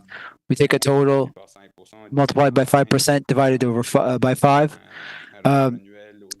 for an annual return to the developer in the 5 first years. For the 5 first years. Same principle applies for those over $2.5 million in value in terms of the commercial development. We give 8% over 6 years. It's divided by 6 over the next 6 years. And that's basically how we make the calculation. And that's the commercial development incentive. Now, next, now we're talking about affordable housing. The committee has met several times to see what other municipalities are doing in our region, Miramichi, for example, and others. Certainly, it all depends on the intentions of municipality. But in terms of affordable housing in Shediac, the consensus on the committee was to introduce an incentive that would be directly for affordable housing. That would be based on the number of units of affordable housing and not on the whole building. And also the objective of the incentive would be to offset operational costs for affordable housing, so that ultimately the citizens living in that housing would get a rebate. It's important for the committee to look into the not-for-profit sector as well as the private sector. So the formula that we arrived at and our recommendations, it's based on a percentage of percentage. It's for the 1% of return for the private sector on the portion that would be affordable. So we just put in a scenario just to show the figures here a bit. It's a project that we found that could be real for this scenario. 48 units. If 40% of them are affordable housing units, we give an incentive of 1% on the affordable portion. That would be 2.4 million in this situation. So ultimately, if you see the column all the way to the right, there would be a rebate for the citizen of $104. You might ask yourself, Bob, we're looking at 6 years. In the first year, they would be eligible for the multi-residential incentive. In this case, they'd be eligible for the incentive over 3 million. And we wanted to create a partnership between the private and public sector that would take a long-term vision to make sure that there were any sales in terms of that apartment building, and that we would lost what we invested. Some municipalities are looking at giving $10,000 for each affordable housing unit. In this way, we look at being long-term partners, recognizing that it will lead to administrative work, but ultimately, we think it's for the betterment of the citizens. I had another line, but I don't remember it. Sorry for that. So now we're going to go for the not-for-profit sector. When it comes back to me, I'll share it with you for sure. We're looking at the same principle, but instead of the incentive would be 1.1% for the affordable portion, whether it be les Amis de la Villa or any organization in the region that would be accredited as a not-for-profit.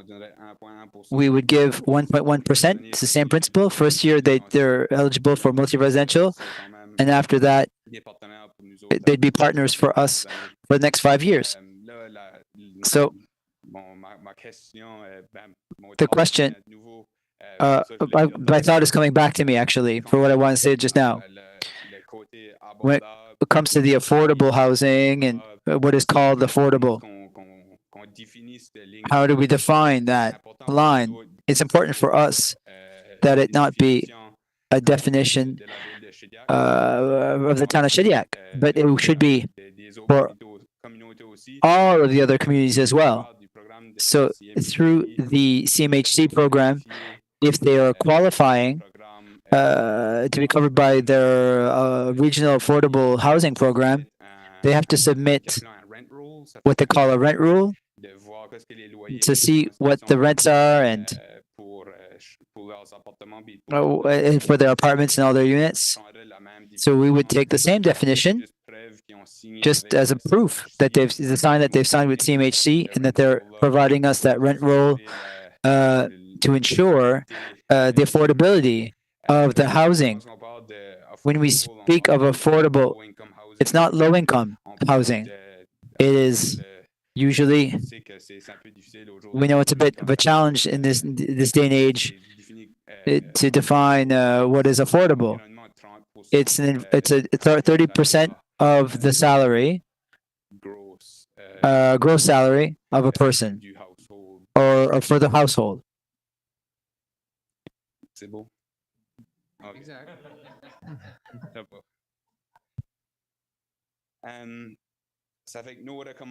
So our recommendations, yes, it comes from municipality, it comes from discussions that we've had around the table, it comes from the Affordable Housing Committee, also the Economic Development Committee. It would be to introduce an affordable housing incentive, as we presented a few minutes ago. It would also be to eliminate the residential incentives for new single-family homes, lots, mobile homes, row housing, and duplexes. I think in 2013, it did what it was supposed to do. The town is growing. The incentive led to many developments, and we think that the market in Shediac is in a strong state, a growth state, and the incentive is not necessarily playing its role as it should for that section. We'd also like to revise the commercial incentive calculation. As I explained it, it's really based on the building permit value and not on the property assessment. So we think that it would be a good thing that it'd be based on the property assessment rather than the building permit. There's some calculations that can be made where there's an advantage when it comes up to one situation. So it would be standardized for all of our incentives that would base it on the property assessment. I don't like to say it. It's a bit like an in and out on the first year. So commercial construction or multi-residential construction, this is construction 18 to 24 months, and it can extend. So this is the objective of the incentive, to re-give the municipal portion to the developer during the times where there's no rent, and just incentivize them to come. And incentives for us is a way to start the discussion, especially in terms of the commercial development. I just want to make that point. Also, we want to modify this. It was a topic a few times around the council room. We want to eliminate that insurance jobs would not apply for incentives. The incentives are for new developments. In terms of insurance jobs, where the insurance is paid for it, it's something it has already been paid.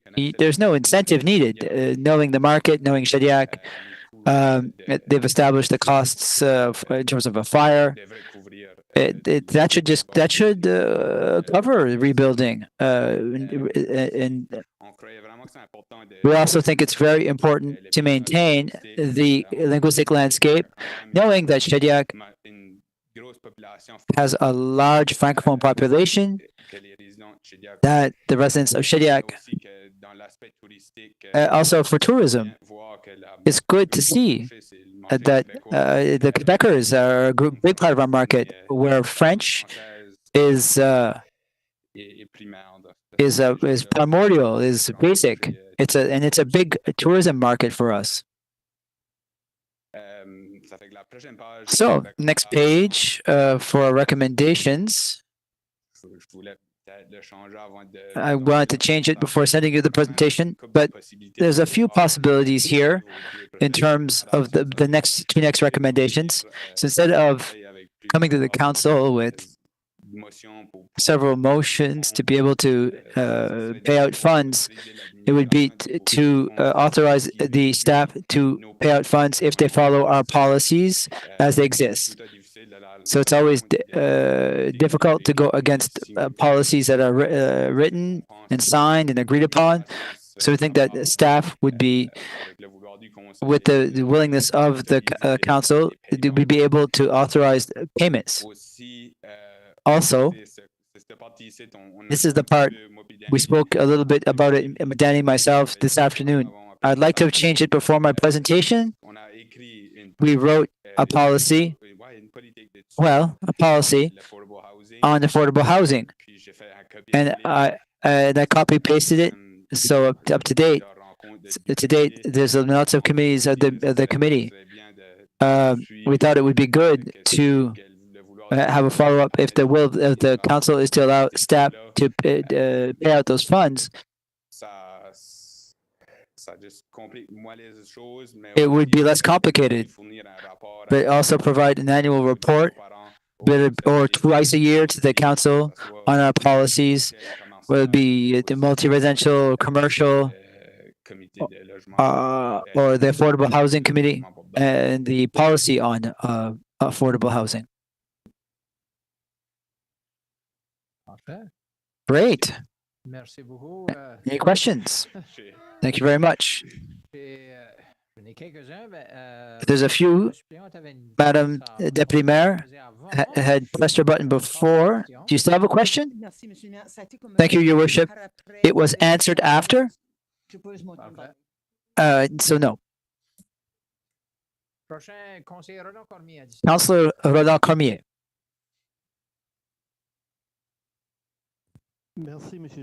Thank you, Your Worship. I have a few questions. Thank you for making the presentation.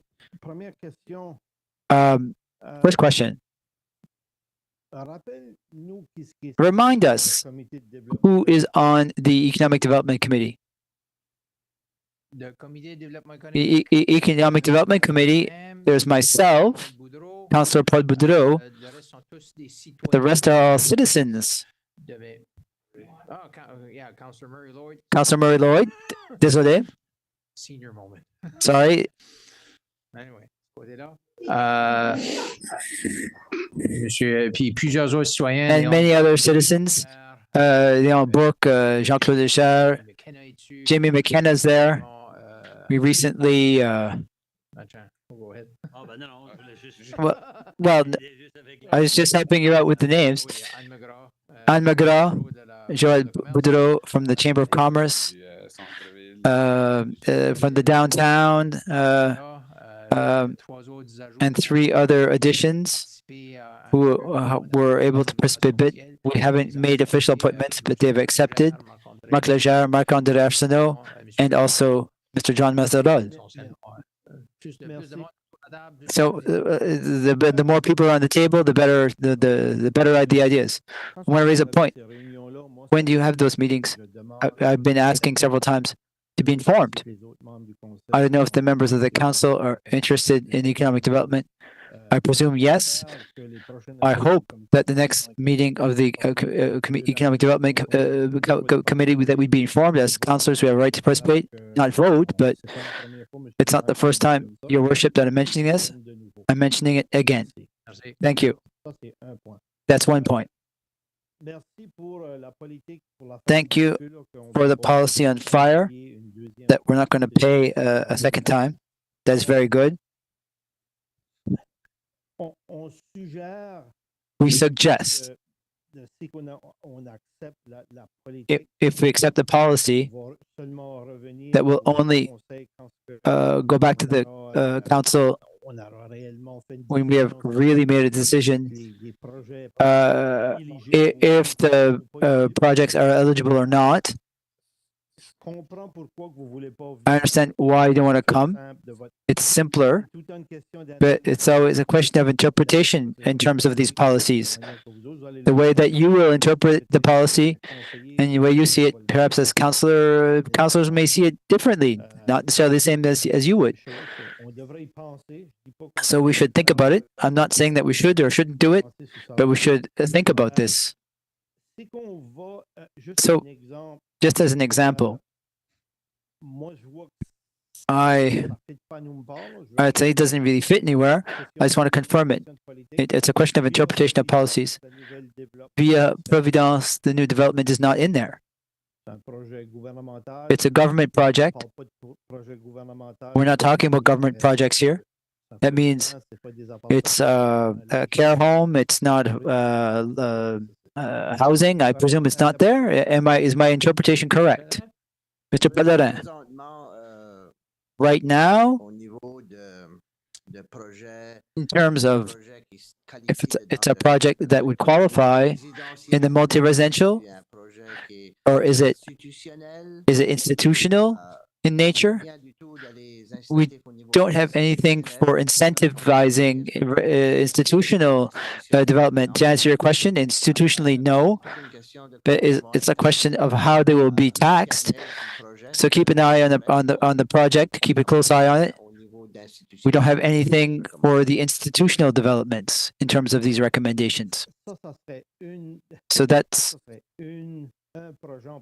one project in particular that I think that the council should have the right to take a second look at.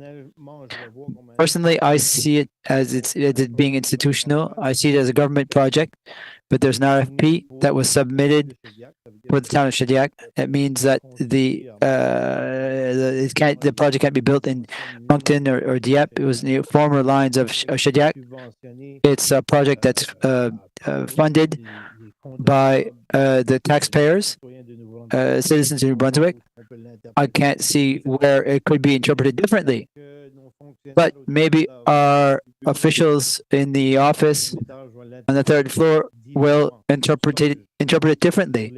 That's why I raise the point that perhaps we should have the right to take a second look at such projects. Councillor Cormier, I just like to highlight one thing. The policy, it's a multi-residential project or a commercial project that establishes the game rules, how it works.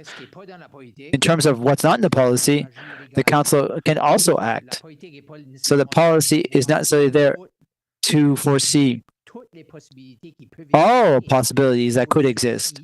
But for these ones, it would work in such a way as we've been doing since 2013. But for other things, the municipality could decide to offer incentive, some kind of incentive that wouldn't currently be in the policy.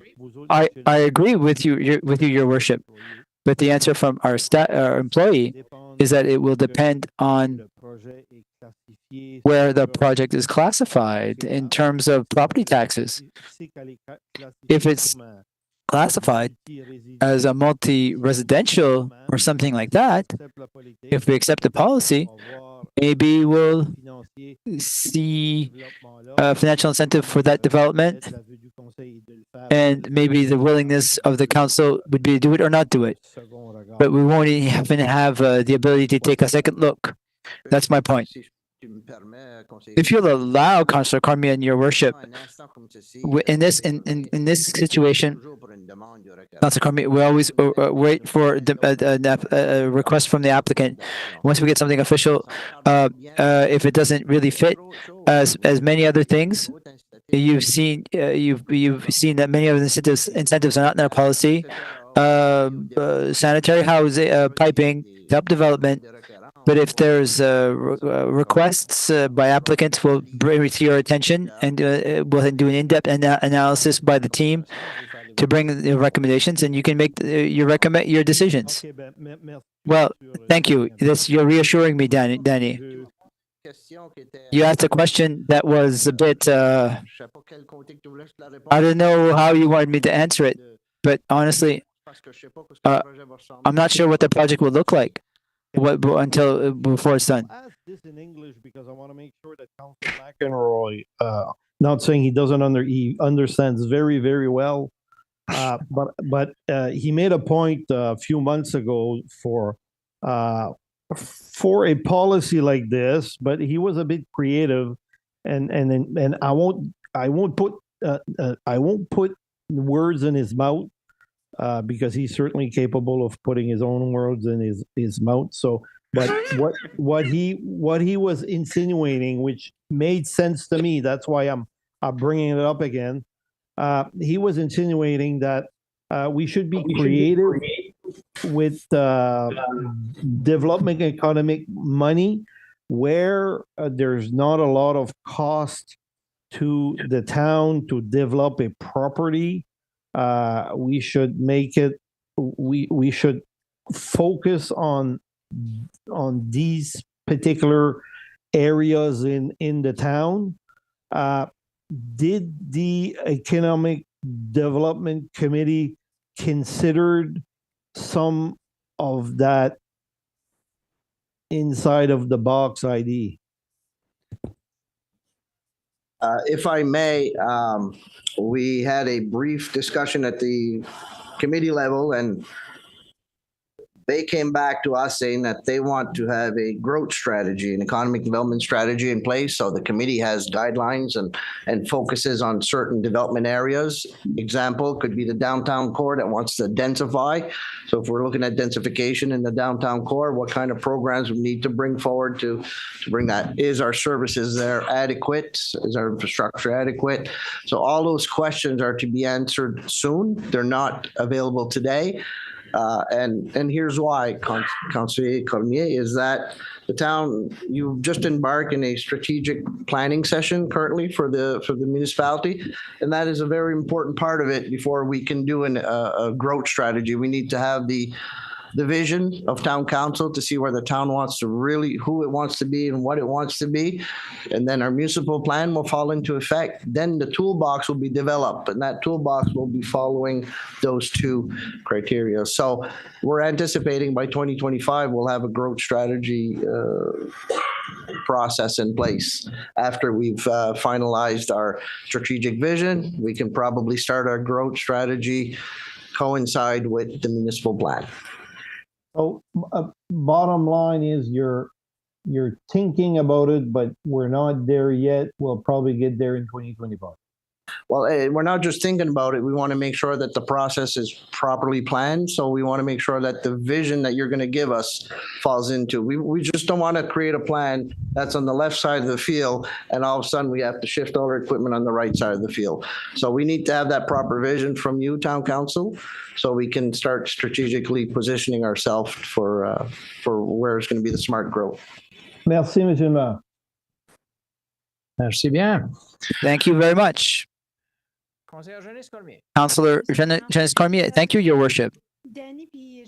Danny and Jonathan, thank you so very much. I'm part of the Affordable Housing Committee, and we asked lots of questions, and they gave us lots of answers. They did lots of research. Thank you for bringing forward this incentive. It's the start of something. I find that it's a good incentive for affordable housing. As you said, it is affordable housing. It is a start, but if I'd like us to go further to see what we can do for existing housing where they want to add in affordable housing. I'd like to meet to see with the apartments that we already have here and there, if there's apartments that, yes, well, I'd like 10 affordable housing, units of affordable housing. What could be an incentive to I'll answer that one if you'll allow, Jonathan. Jonathan's done excellent work in this presentation. Thank you. He's gonna stay up for the whole presentation. No, Jonathan did good work. He put the presentation together. I want to thank him for that. He does great work. He a lot of research. However, you are the chair of the committee. If you want to organize a meeting, send us that information, and we'll organize a meeting with your committee, and we'll establish it. I think we need a bit more. So I would invite you to organize a meeting, and Jonathan can help you plan it. Thank you. What's more, even today, on the news, the federal government announced $6 billion for affordable housing, the various facets of it. And obviously, it's across the country. But these are still opportunities that will be available, perhaps for our community. Councillor Harry McEnroy. Mayor, I'm concerned about the concept of municipal staff becoming involved in the administration of affordable housing, becoming involved in the administration of the program. I noticed, and I appreciate that a lot of research was done, but I'm one that likes to become comfortable that I have a good sense of, not that I don't trust what everyone else has done, but I didn't have time. We just received this over the weekend, and I did check a little bit on affordable housing nearby. And there's no vote on this tonight. Oh, good. Yeah, I was involved in housing for quite a while, and to get into the administration of it, especially when you have the federal government administering its regulations and program and prerequisites and qualifications and rules for being eligible to receive funding. Then you have the province, which is kind of linked with the feds. What the city of Dieppe did is made a prerequisite for receiving municipal affordable housing funding. A prerequisite is that you have to also have received provincial or federal funding. Yeah. I didn't see that written here. I said it out loud, but a fast talker, but yes, it's exactly what we want to do. It's go with the same program as the feds and the provincial government. So it would be similar to It would be similar as Dieppe. So we're not administrating what that rate is. So that rate is calculated by the population, their household income, and then it's divided and they come to that rate. So it's not us that making the rate, but the feds and the provinces. Okay. So once they've gone through that approval process, then they would be then eligible for consideration. Yeah, exactly. And basically what we're asking as another step forward. So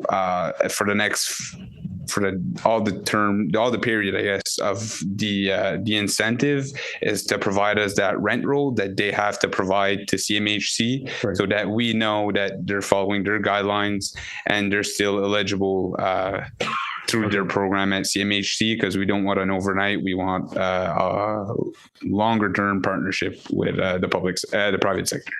Now, or the non-for-profit. The amount of money, we're getting closer and closer to $1 million a year in subsidizing various types of housing, whether it's regular or affordable, once we get into the affordable. And when we start talking about things like a wellness center and a sports center, immediately we have to take a step back, because it's pointed out how expensive these things are to operate. Well, at some point, I think we have to prioritize what it is or balance where we're putting our money. And when you get up to $1 million a year in subsidized housing, and you can't afford facilities to service the people who are living in the housing, that's, to me, I think we have to be conscious of that as we're going forward. And along those lines, it doesn't seem like, it just seems that each year we're increasing the amount of money that we're putting into the programs. In Dieppe, they put $250,000 in 2023 in their affordable housing program. So they say this is our budget. When it's gone, it's gone. Next year we'll set whatever amount. I believe. Perhaps you have other information, but that's what I got off their website. Yeah, I believe it's part of their housing accelerator fund program as well. So it's capped up on their. Yeah. Basically, it's one of their initiatives. But I guess I think that's my point. Mainly is that we make sure that the rules that are being followed to qualify for our money are the same as the feds in the province. And also that we step back and take a look at, for the town of Shediac, do we want to have an unlimited fund that just grows every year? Or do we want to say, well, wait a minute, we need to prioritize where we're putting our dollars? Thank you. Just one clarification I would like to make for council is we're also suggesting, we're suggesting creating this new affordable housing incentive, but we're removing 5 existing incentives. So it's not adding over and above. We'd actually be removing all the incentives for new homes, for vacant lots, for mobile homes, for row housing and duplexes. So we're eliminating 5, but suggesting a new one. So it's not adding over and above what that's a good point. Thank you for that. But just on that point, could I just ask, with regard to the project we spoke of earlier tonight, which is the Legion's housing project, that wouldn't qualify? Well, it's rural housing, isn't it? And Habitat for Humanity, don't they have duplexes?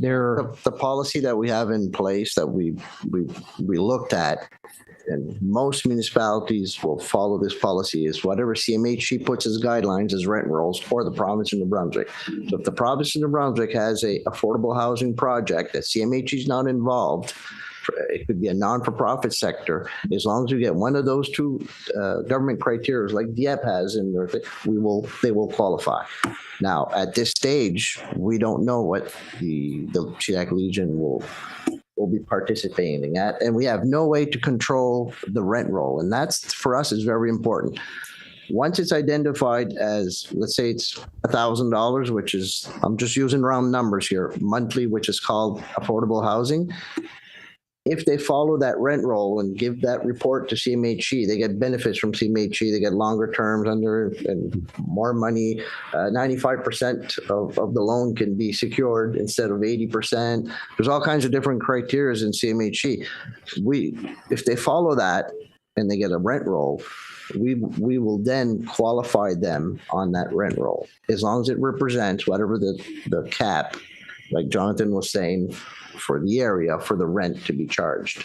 So we can maintain a lower rent, and then we'll subsidize those units. So if there's minimum 30% of the units in a larger building, let's not just talk about the Legion, that'd be a non-for-profit. The profit would definitely be.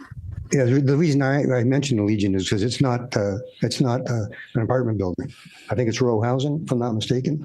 But there are currently incentives for rural housing until that changes, right? These are just recommendations to bring forward a new policy. Until that date, the policies that are in place today will continue to correct. apply. But going forward, if this policy comes into place, that will rule out Habitat for Humanity, because they don't build apartment buildings, to my knowledge. No, but Habitat for Humanity comes in, and we have all different programs, which you just allocated parcel of land. There's other programs out there that allocates, and they develop their payment schedule on whatever their affordability for the person living in that home. The only difference is it'll be their home. They'll build equity, but they might not build as much equity as a regular citizen would, because it's really based on affordability. So as Jonathan said, they use the same rule as 30% of your gross household salary can go towards the mortgage, towards the taxes. So it's all analyzed with Habitat for Humanity. So they qualify in that sector. Okay. And they do receive provincial funding. Yeah, it's just they wouldn't, going forward, if these recommendations were adopted, they wouldn't receive any municipal contribution. One received the year one the multi-residential unit of 1.5%. Well, not on the Habitat for Humanity. Not Habitat for Humanity. Okay, thank you. If they're part of the CMHC program for affordable housing and not subsidized housing, or social development, or I definitely understand what you're trying to say. Thank you. I just want to make sure, town councilors, that you understand that I've been in this for a long time, and there's not a good project that doesn't deserve to have a request and brought forward to you if we don't find the tools we have.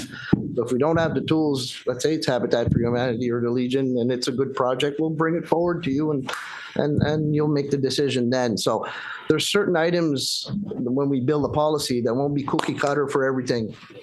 Example, subdivision. Somebody wants to come in and build a subdivision with 300 new homes, and all of a sudden they might have different requirements. We're not giving any incentives on housing right now, or if we take that away, they might need something else. We don't know, but we'll have to treat that when that happens and come to you then. So it's hard to build a policy that would be cookie cutter for everything, unfortunately. And for a larger scale like that, I mean, they have net zero requirements, which is what we're now imposing already. So that's, they can't develop all of the land, even the land, amongst the land that is developable, in that regard. So I guess other issues there. Conseiller Jean-Claude Bertrand. Merci, Monsieur le Maire. Councillor Jean-Claude Bertrand, thank you. There would be an incentive, like a bilingual signs. Not too long ago, we accepted to give to Remax. If you look at the building, it's Remax. You have the title in French, English, in English also in the window. Shouldn't it be all in one sign when it's bilingual? For the linguistic landscape, we always present it to committee, and the committee approves our signs before they pay, they give the funds or continue with the official requests. I know we had approved it, but I think it should be all on the sign, because if you put only in English and then the individuals want to put it in French, I don't think it should be acceptable. You wanted to have everybody would be treated the same. Say our situation, it's not necessarily the same, and the committee can assess and give their comments. So we're always happy to give our comments. So either the business owner or the person making the request. Merci. Councillor Emile O'Brien. Thank you. Councillor Emile O'Brien. I would have two questions. No. Oops. Sorry. No, yeah, sorry. So the only question to review the calculation of the business incentive, so it's based on the assessment. So what is the rationale behind this?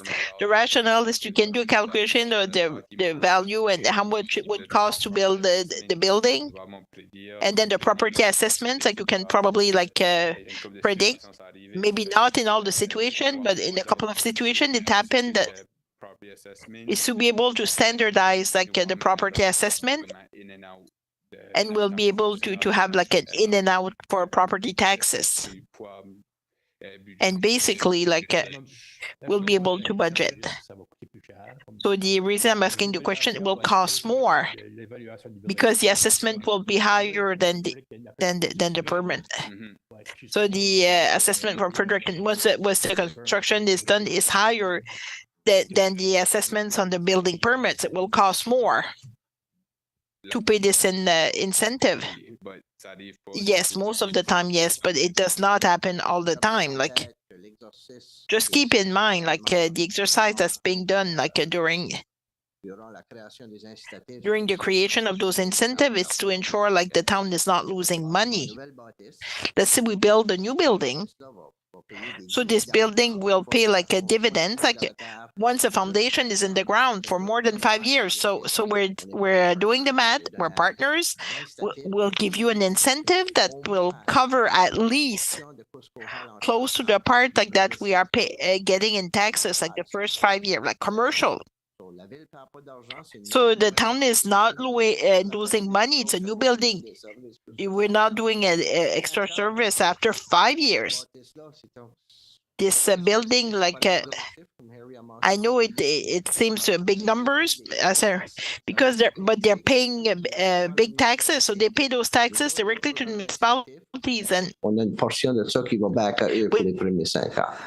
Ça, c'est une pratique qui est faite dans tous les pas mal toutes les municipalités. Il y en a que c'est visé un peu dans des centres-villes, ça peut être visé dans des tels secteurs. Les autres, c'est ça qu'on a. Of this municipalities, some in sectors, but that's what we have generally.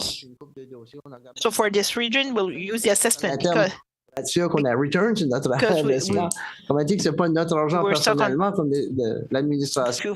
Notre rôle comme do more investment, even if it's not our money personally, but the administration is still our role, like to be responsible, like when we bring you recommendations, because this is the citizens' money. If somebody happened, they increase the building permit value, and the assessment comes in, and it's lower. Well, we are paying more than what we get. But if the building permit is lower and the assessment is higher, so it's better. The client, it's not fair, like one way or the other. So this way, well, the assessment, it will be fair. It will drag longer, but it's 5 years, like 5 of 6 years, depending on the scope of the project. Just another quick question I had. So this is a recommendation, like for the land. Let's say I buy a land or a lot or two. So the policy for recommendation we're bringing this evening. So after this conversation, we'll include a policy. We'll write the policy according to recommendation. It could be April 15th, or if ready to do so. If not, it will be from that date. But it's a question like what we would be paying on like $1,250. So the builder, does he still get an incentive now? No, in the recommendation they want. So that's what Victor was saying. So we will eliminate like all the subdivision. So that's what was recommended by the committee. All houses, duplex, row houses, and mini homes.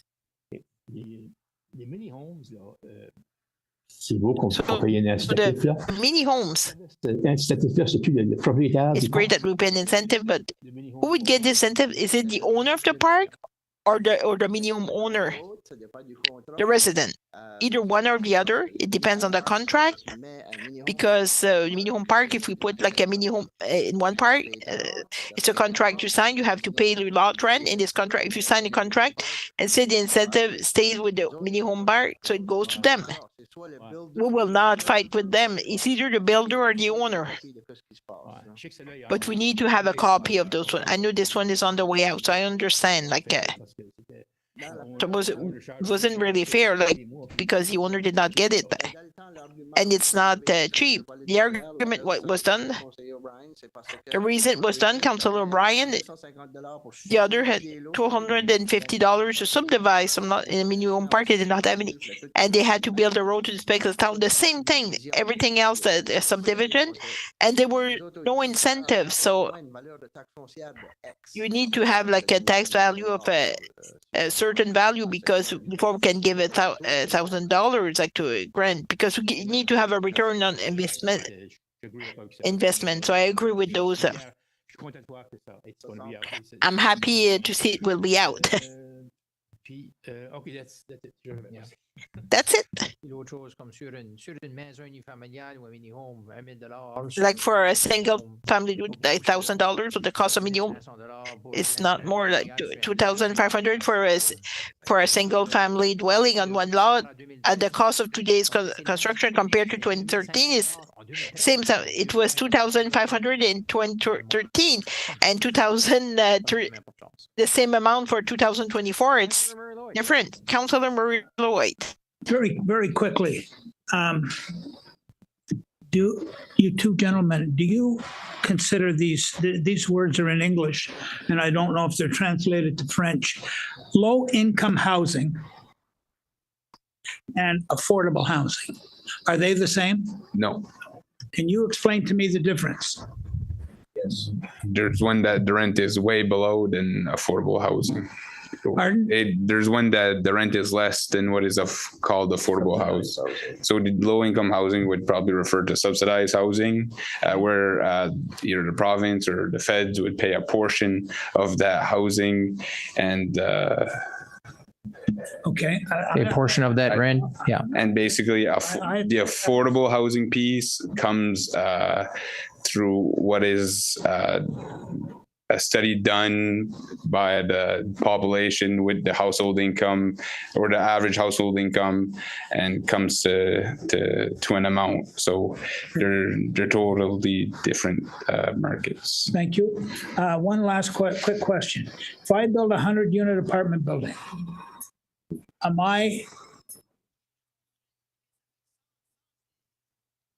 do I have to build so many units that are either low-income housing or affordable housing? In our policy of affordable housing, there's not a minimum requirement to build, but we're just looking at the affordable housing and not the low-income housing. You're only looking at affordable? Yeah. Thank you. Sounds good. If you want to build 100 units, yeah. Sounds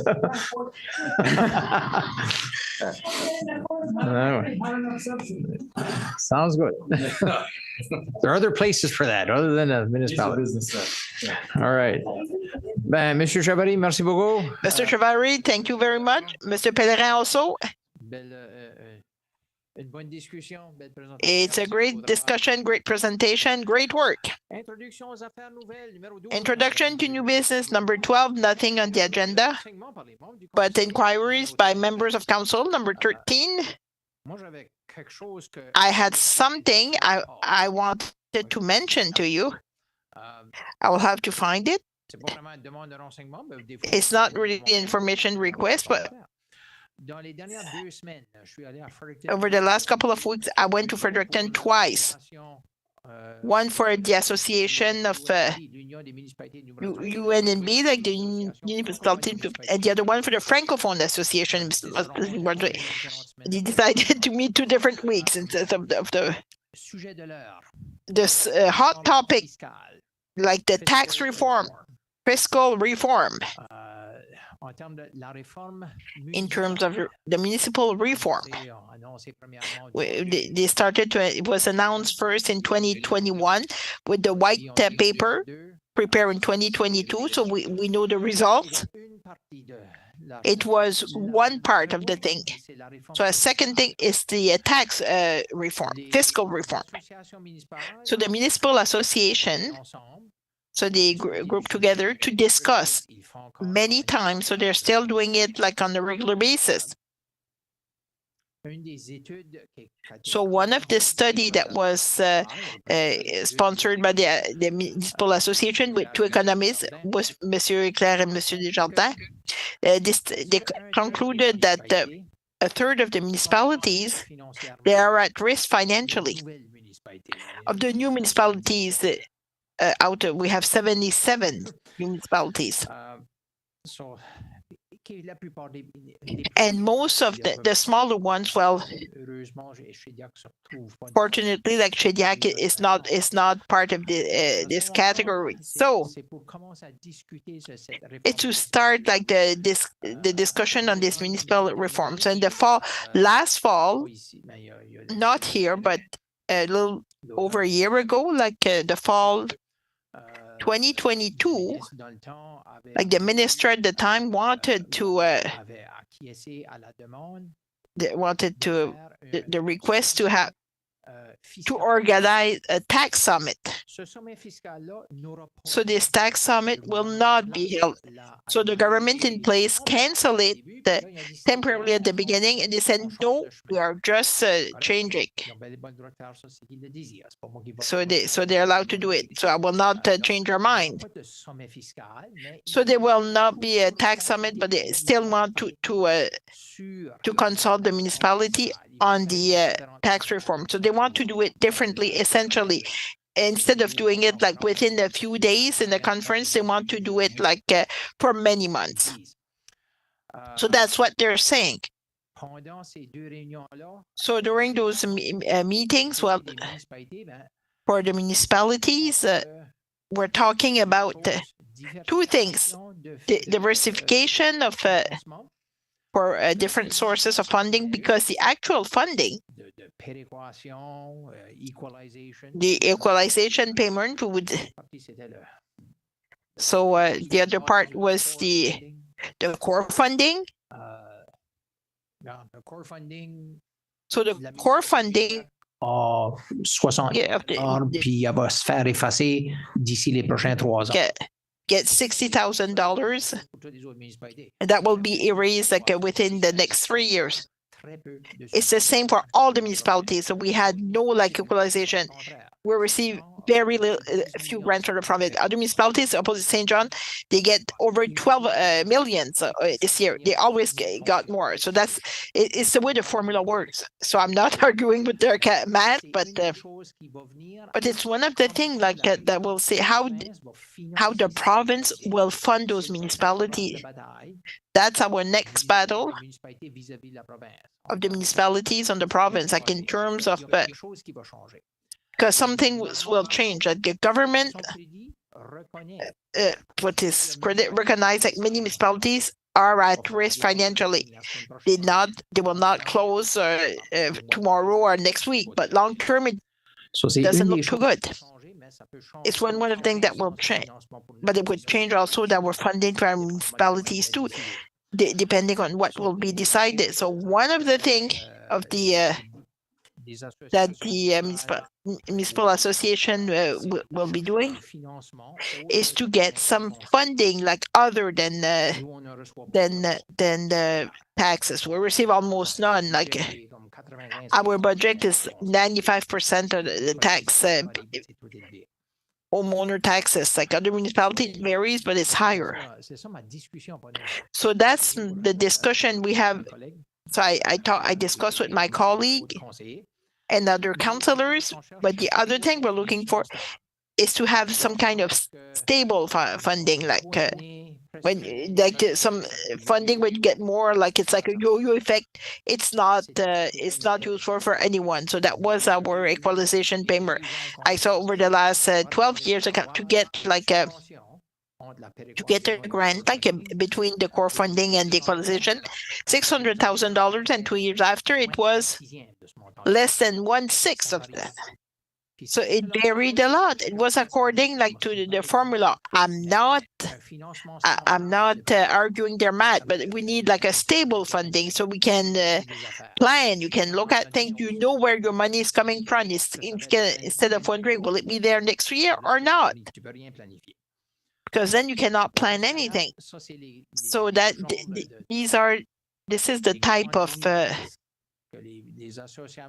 what the municipal association discussion with other members, like they came to a conclusion. So it will be done in 2024. So we have a provincial election this fall. So regardless what happened there, we could do it closer, but I don't think the government will go there this time. But so it will be part also of the election campaign. It's something like the municipality will be asked to support. And the two associations, so they're working together to present like some requests and get a message, the same message essentially. Yes, and end of my bracket, my only comment. So I think I would mention the discussion because I thought they would be important. If you want to discuss more, I will be happy on this note. Councillor Emile O'Brien, I hope it's not as heavy as mine. Less complicated. I have concerns for the Grand Prix Street in Shediac. So what's happening to the traffic from Hannington Street goes along Grand Prix Street and they go back on the bank, like to avoid the traffic light, like at the Canadian Tire intersection. So the cars are doing it. So they are speeding on this one. So I got like some a complaint. It was a problem with speeding. So what I would like to know, I would like to see can we put like an official complaint with the RCMP, or so they patrol more maybe on those streets? So it has to come from the administration. We can certainly mention it to them, like would be appreciated, like with the people, if they see like the police car, if they patrol and they were watching out like for speed, it might help with the situation. They also mentioned, can we put some speed bumps? I know public, they don't like speed bumps like on streets, but is it something that could be done?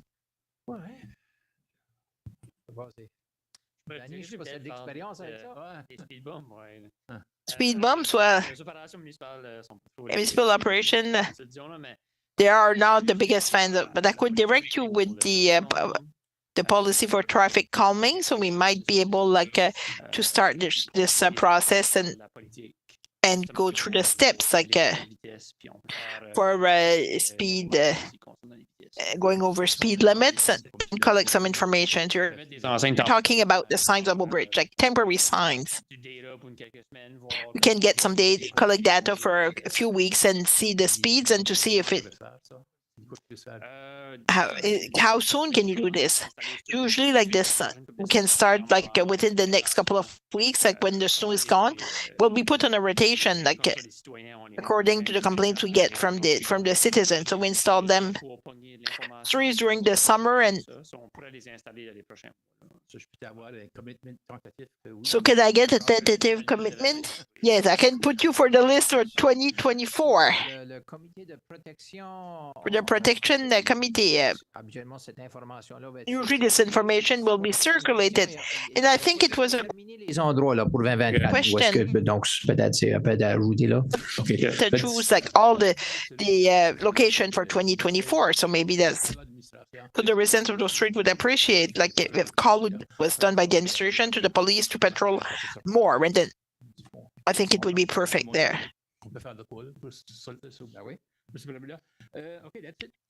That's it.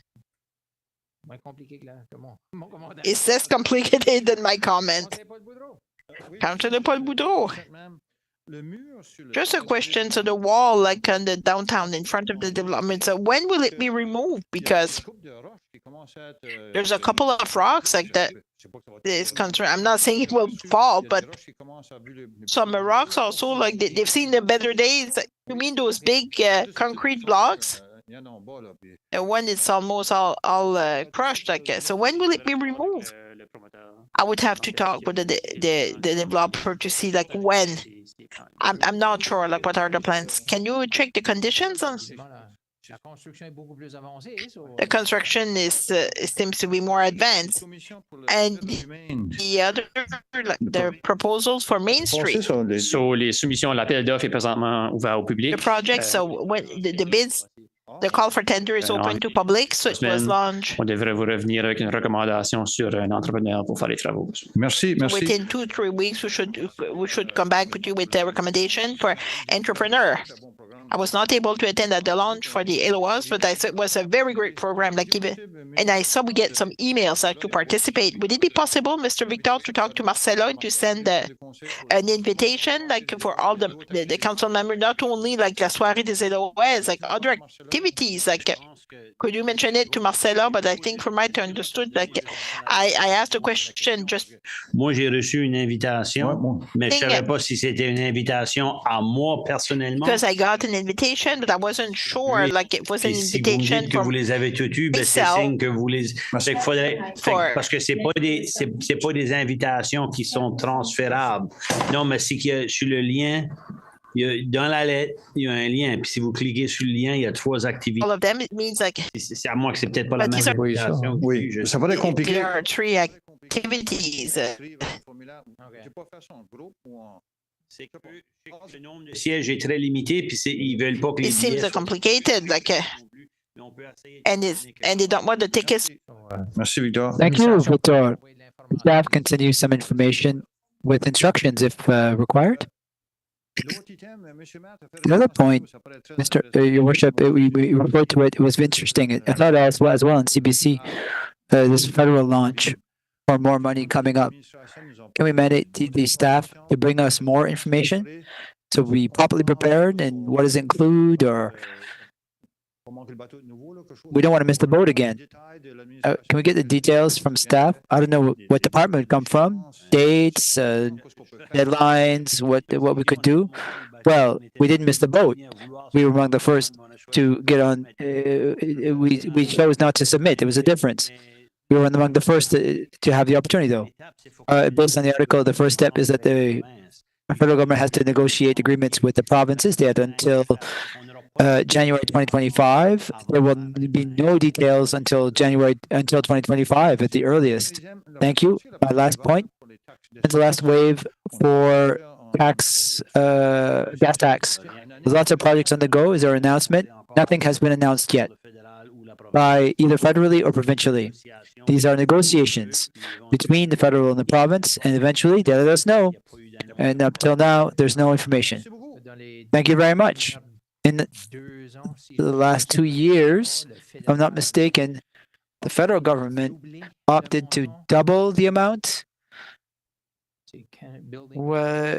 Building Canada Communities Fund, the gas tax fund, they chose to double it, but it was not a permanent thing. It was one of the things that the Canadian Federation of Municipalities wanted to have happen, but I didn't. To my knowledge, it's not been done. I would have known because it was good news. We'll see what would be results of the negotiation on that front. But the federal government, in my estimation, will not renounce the program. The last point, Your Worship, it was very important what you spoke about just now. When we do some serious follow-up, we were imposed a budget 2 or 3 years ago. It was not fun. It was a bureaucrat from Fredericton imposed a budget. Councillor Emile talked about the tax, property tax. We were all bombarded. I don't want to have Fredericton impose something on us. They come in September, October. Here's your municipal budget. We have to fund other municipalities. Hold us, keep us in a loop on this, because it'll affect our finances in the long term. One of the things with the Union of Nova Scotia and New Brunswick municipalities took the opportunity to organize meetings, small discussions with each political party. And the government, current government, launched the idea. I saw it in the news the next day in terms of assessments. And we criticize things around the taxes. Other people are being criticized around the assessments. The province of New Brunswick, for example, they even inserted a little piece of paper in all of the bills for the property tax. If you have a problem with your property taxes, talk to your municipality. Well, not necessarily the most likable message I've ever saw.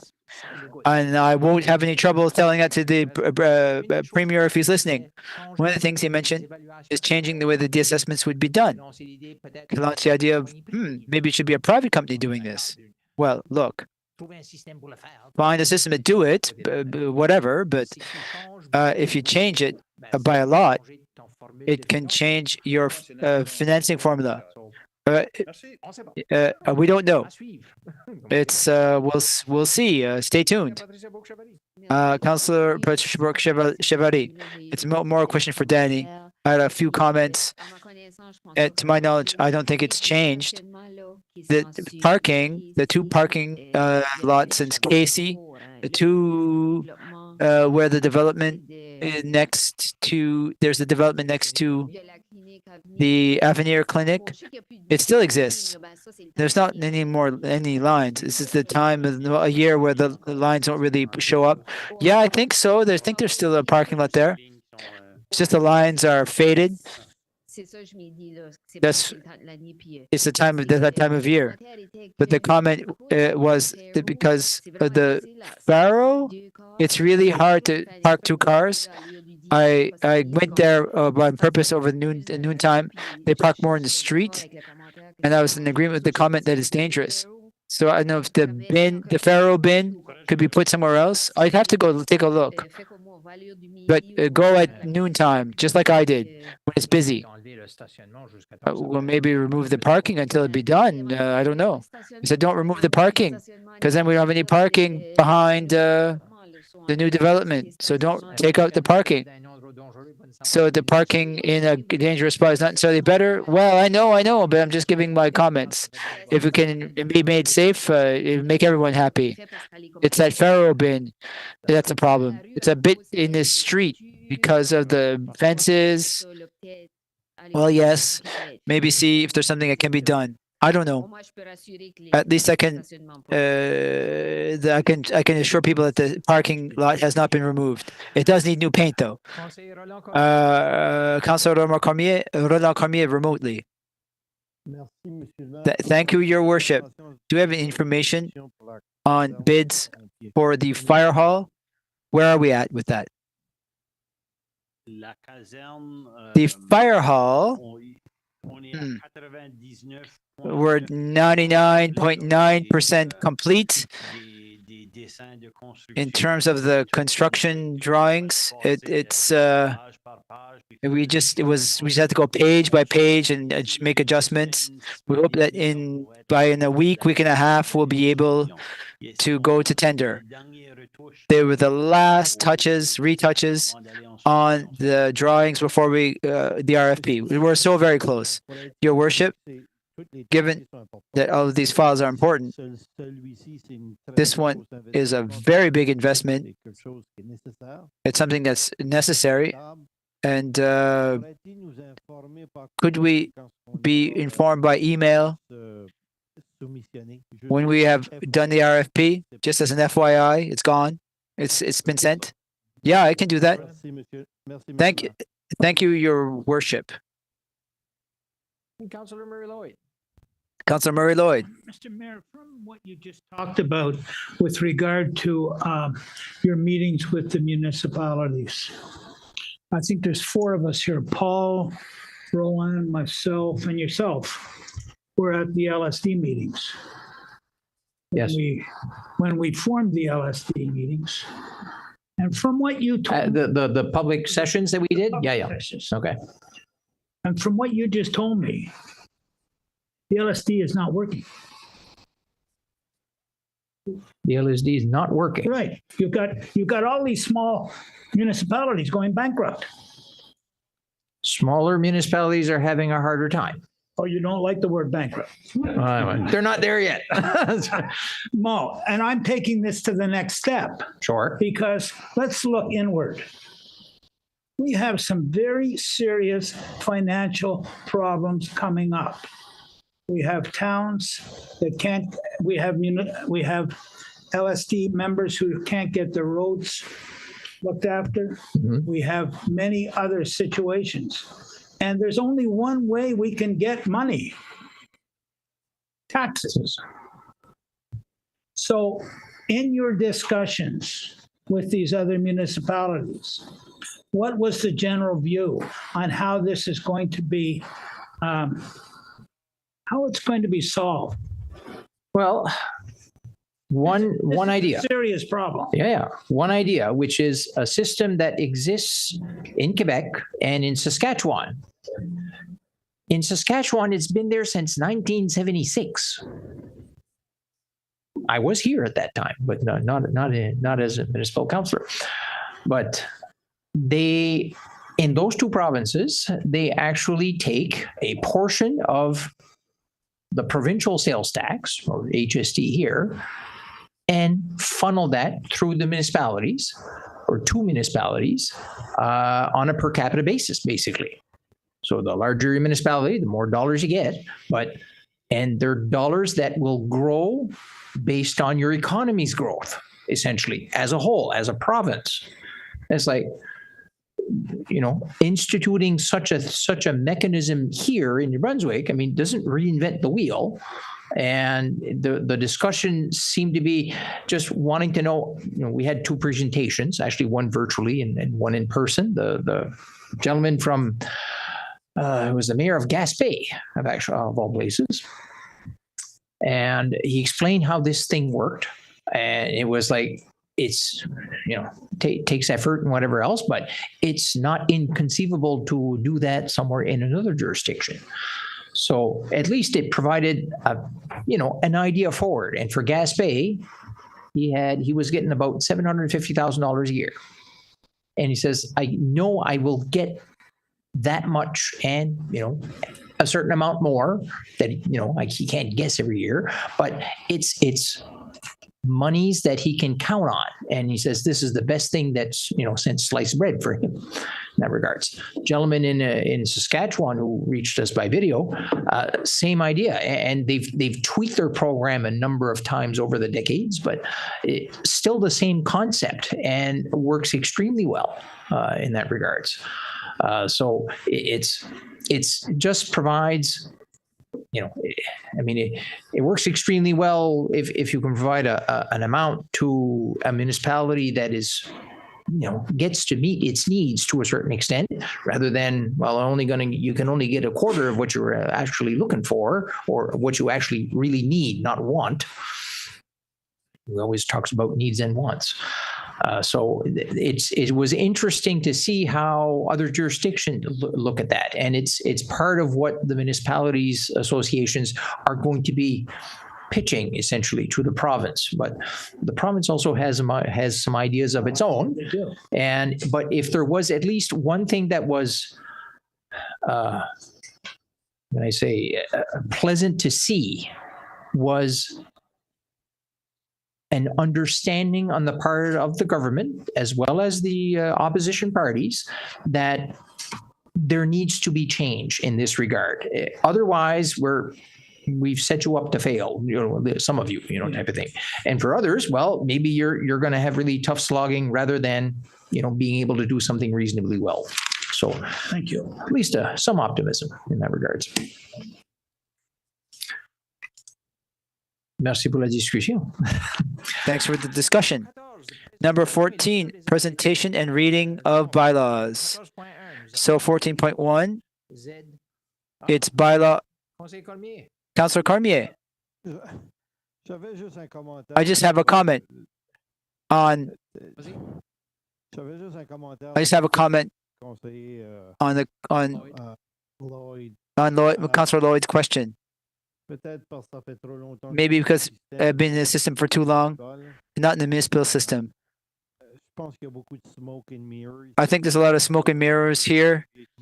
The willingness to solve all the problems before the elections. It's always more important than after the election. If you go base yourself on the premise that it doesn't matter what government is going to take the GST and they're going to transfer it to the municipalities. Unfortunately, I'm not one of those people who still believes in Santa Claus. I get you. I hear you. There was a bit of that feeling around the table, as well, Councillor Cormier. But we need to find means. At some point, when it was the cannabis tax, the federal government wanted that tax to go to the municipalities because it was municipalities that were incurring the costs. More calls, for example, to police services. Never happened. In the province of New Brunswick never wanted to change. Mr. CAO? No? So with that, bylaws Z-14-4455Z. Z is first reading. It's for the same topic that we had the presentation on today. Plan 360. Councillor Jean Cormier, we want to read it? First reading of Z-14-44-55Z. Could that the filing of introduction of bylaw entitled bylaw number Z-14-44-55Z, a bylaw amending the town of Shediac zoning bylaw, be approved and be read a first time by its title. I so move. Moved by Councillor Jonas Carmier and seconded by Deputy Mayor Sylvie Colette-Boudreau. Any questions on the motion? It says for R2 to R3 rezoning that we discussed earlier. Councillor Cormier, no? All right. You had the hand close to mute. I'll be voting yes. So all those in favor shall say aye. Contrary minded? Nay? One no. Councillor Galland. Motion carried.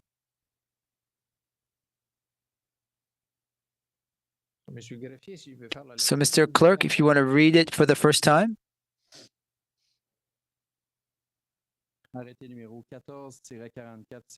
Bylaw number Z-14-44-55Z, a bylaw amending zoning bylaw Z-44-14-44 of the town of Shediac.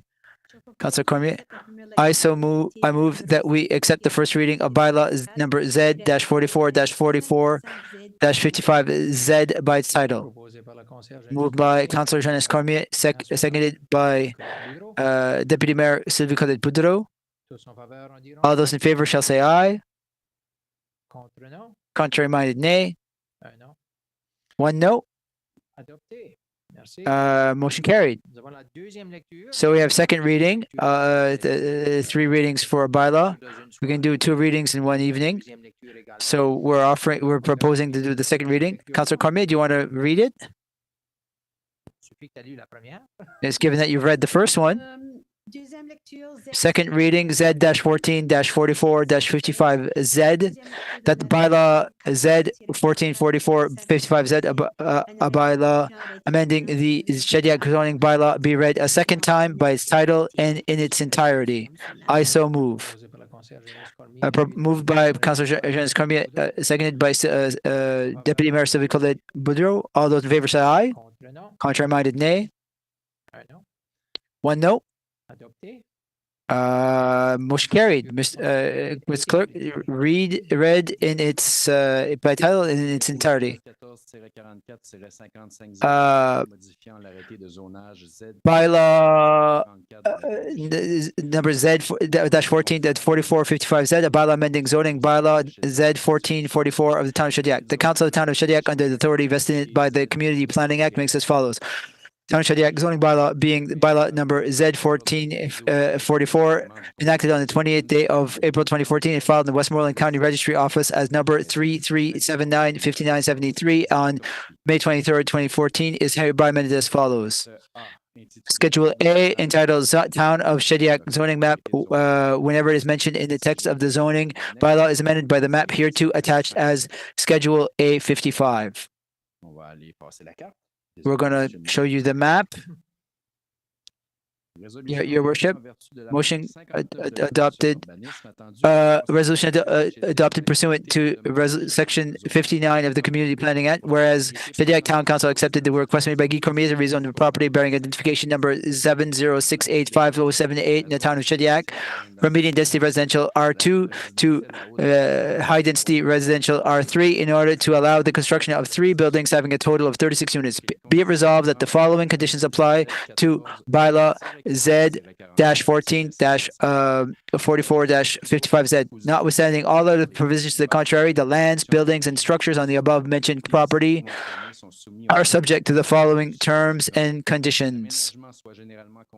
That the be generally related to an impact study on traffic be done by an authorized engineer with authority to be an engineer in the province of New Brunswick, and that all works recommended in the works be and that it be given to the Regional Service Commission of the Southeast before issuing a permit. That notwithstanding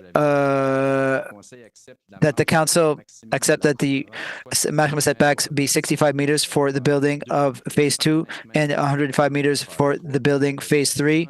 That notwithstanding Article 40.3A of the zoning regulations for Town of Shediac, the council accept to increase the maximum size of the entrance to 7 meters. And subject to section 1 of this resolution, all provisions is described in zoning bylaw Z 1444 for the high-density residential R3 zone shall apply mutatis mutandis. Thank you, Mr. Clerk. I move that we accept the second reading of bylaw 14-44-55Z by its title in its entirety. I so move. Moved by Councillor Janice Cormier, seconded by Deputy Mayor Sylvie Colette-Boudreau. Any questions? Councillor Paul Boudreau, a question I'd like to ask Phil. One of the conditions for the traffic study, will it be done before or after the construction that we're doing below that street? I don't know if it changed the figures or if it make a difference. In terms of that study, do you know when that will be done? There's no doubt that when Bro Bridge will be opened up onto Bellevue, the traffic flow, as you might say, will be changed drastically. The pattern will change. The idea is that the report has to be submitted before the building permit is issued.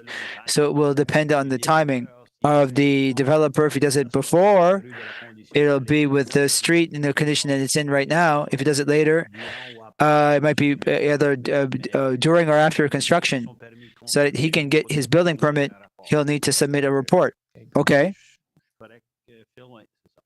Bill, that's it? Yes. If he does the study before, it opens up. It would take a traffic engineer. We don't have one here.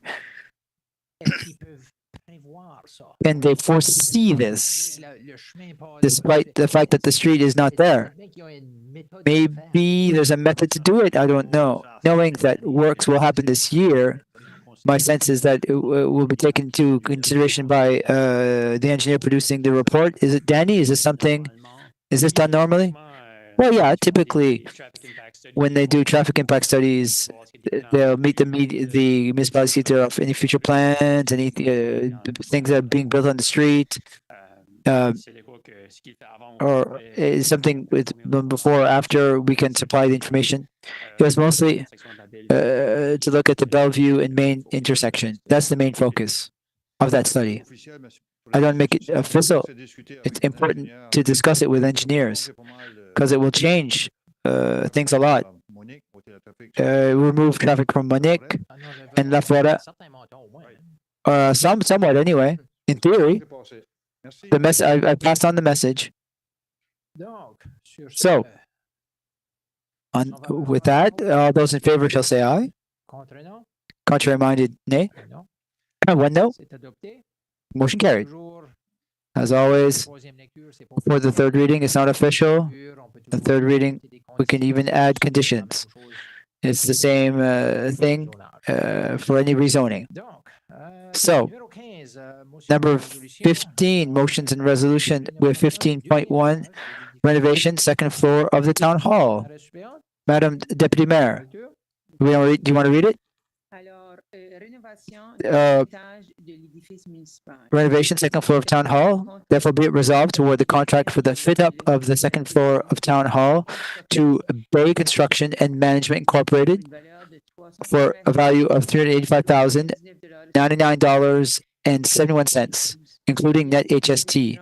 Funds will come from account 1-28304, renovation second floor, Hotel de Ville, budget of $300,000. The remainder of the funds will be taken from the General Operating Reserve Fund. I so move, Your Worship. Moved by Deputy Mayor and seconded by Councillor Janice Cormier. Any questions on the motion? For information, just a bit of information. I know that you have the memo, and we did receive 4 bids for that project. Certainly, it came in higher than we would have expected or wanted.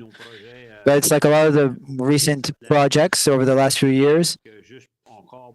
Once again, to be sure that you understand here, this is the construction cost And in the 300,000 budget, we wanted to be able to do the design and the construction. This is the cost only for construction. So it's a project that is costing more than we foresaw. Unfortunately, we don't have the choice. We really need additional space to accommodate the staff that we have and the staff that's coming. And that's why we recommend to go in the General Operating Reserve Fund. That's why the reserve fund exists, is for this type of incident. So we recommend to seek the rest of the money in the reserve fund. Thank you for stipulating that. Councillor Peter Bro. Thank you, Your Worship. I sympathize with the town employees. I just want to make sure that it's properly understood. I understand the situation. I understand that you don't have any place to work. But we have to understand one thing.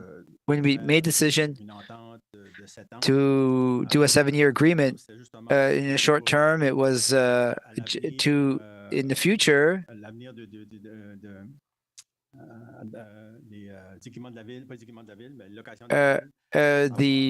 For the town to see if we're going to stay here or if we're going to have our own building and so on. So now there's 3 or 4 years remaining, I believe, on the lease.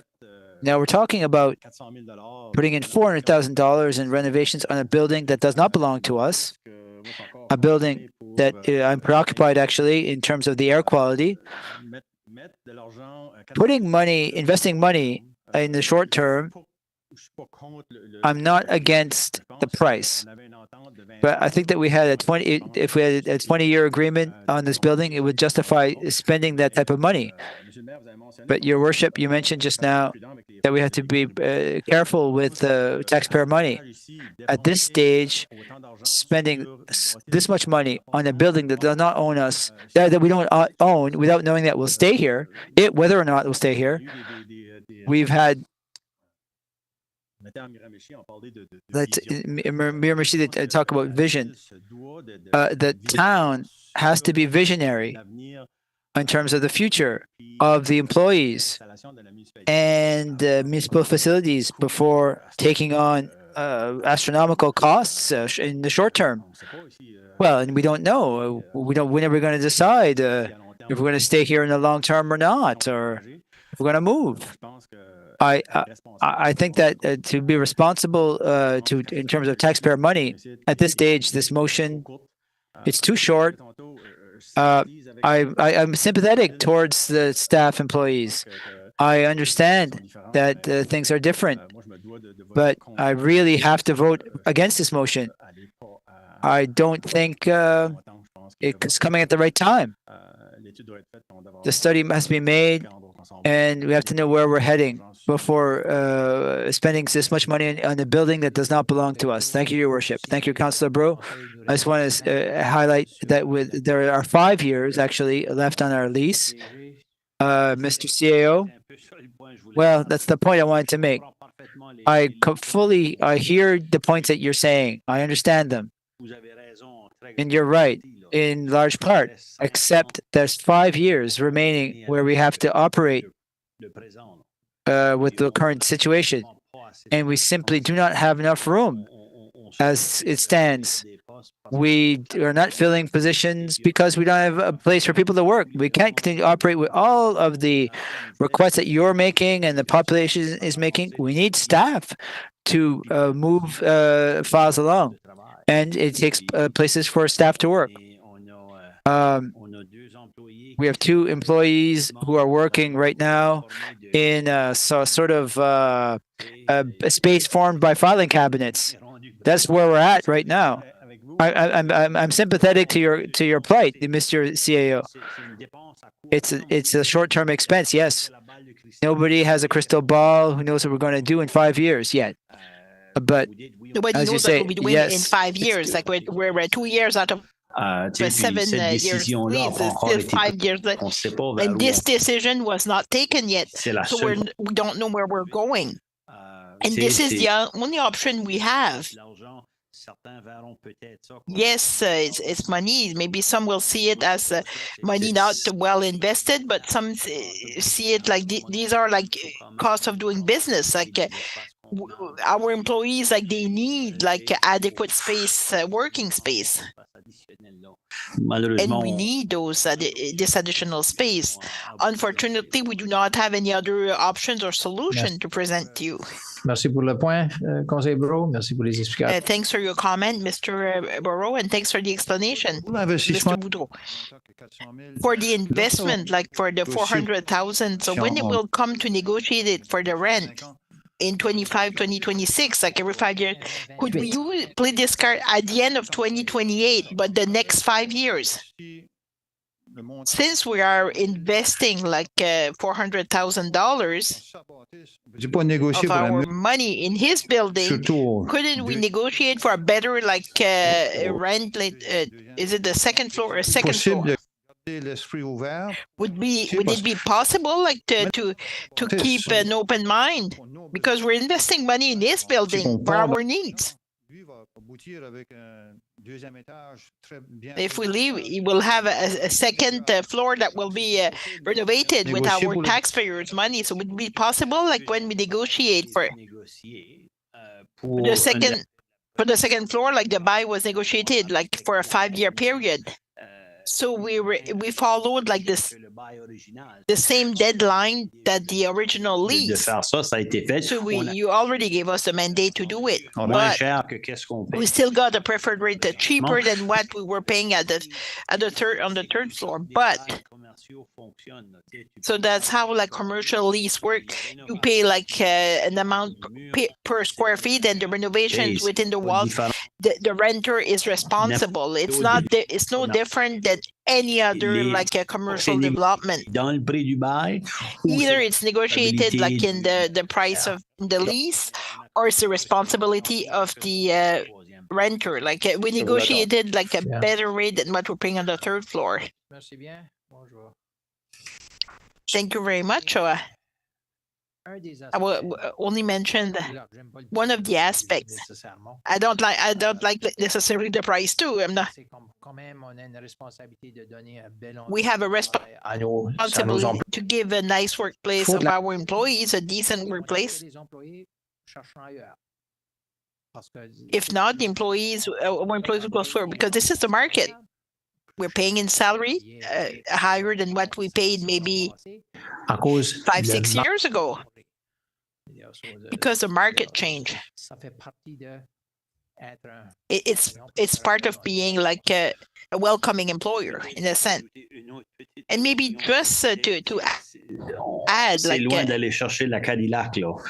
it's far from being looking at the Cadillac. We're not even replacing the carpets. Like those carpets have been there like since like when the building was built 22 years ago. Like in the contract, we're selling them. They have to save the carpets. So we're trying to do everything we can to make the project as affordable as possible.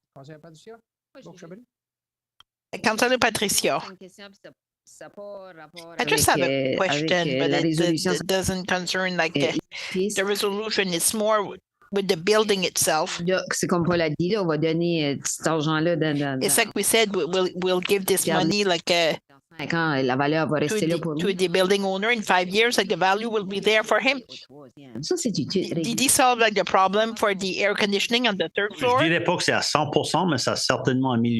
wouldn't say it's 100%, but it improved. Like some investment was done on the roof. Don't ask me for the details, but we still saw some improvements, because I remember like my first spring, like when I joined, so we had problems, so we pressured them a lot, and there were still some improvement. I cannot explain like all the work that was done, but some pieces of equipment were replaced, and the air conditioning system is working now, because I agree like with Councilor Beausset, but I know we need to have a decent space for our employees to make sure like the employees will stay on the third floor, like because some days like 3-4 years ago they had to leave because it was too warm.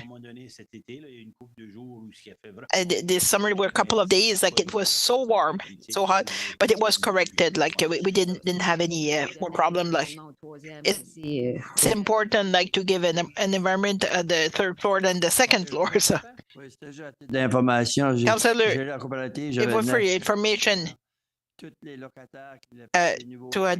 the renters, like all the ones that wanted to do, like they had to pay, like if they want to do renos, like yeah, that was part of the. On this note, all in favor, saying 5, saying aye. Against nay. 1 nay. Carried. In terms of appointment to committees, we were able to complete like the appointment of 2 members for environmental committee. Conseillère Janice Cormier, conseiller Murray Lloyd. Councillor Janice Cormier and Councillor Murray Lloyd. 2 personnes à ça. Madame So Rachel we're adding 2 citizens. Une des Mrs. Rachel Poirier. She's one of the 3 des présentations ici même au we're conseil. part of the group. We did some presentation like at the municipal council for pesticide, and the other one is Mr. Ron Cormier. Mr. Ron Cormier is the former president of the Chamber of Commerce of the Greater Shediac, and also owner like of Shediac Bay Cruise. He retired last season. Former fisherman and also former president of the Maritime Fishermen Union. This is my recommendation by Councillor Germaine Galland, seconded by Councillor Paul Boudreau. Questions?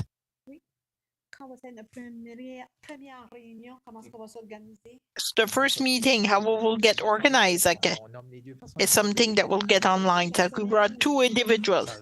The next couple of weeks, or thank you. It will be one of those 2 members. Murray Lloyd.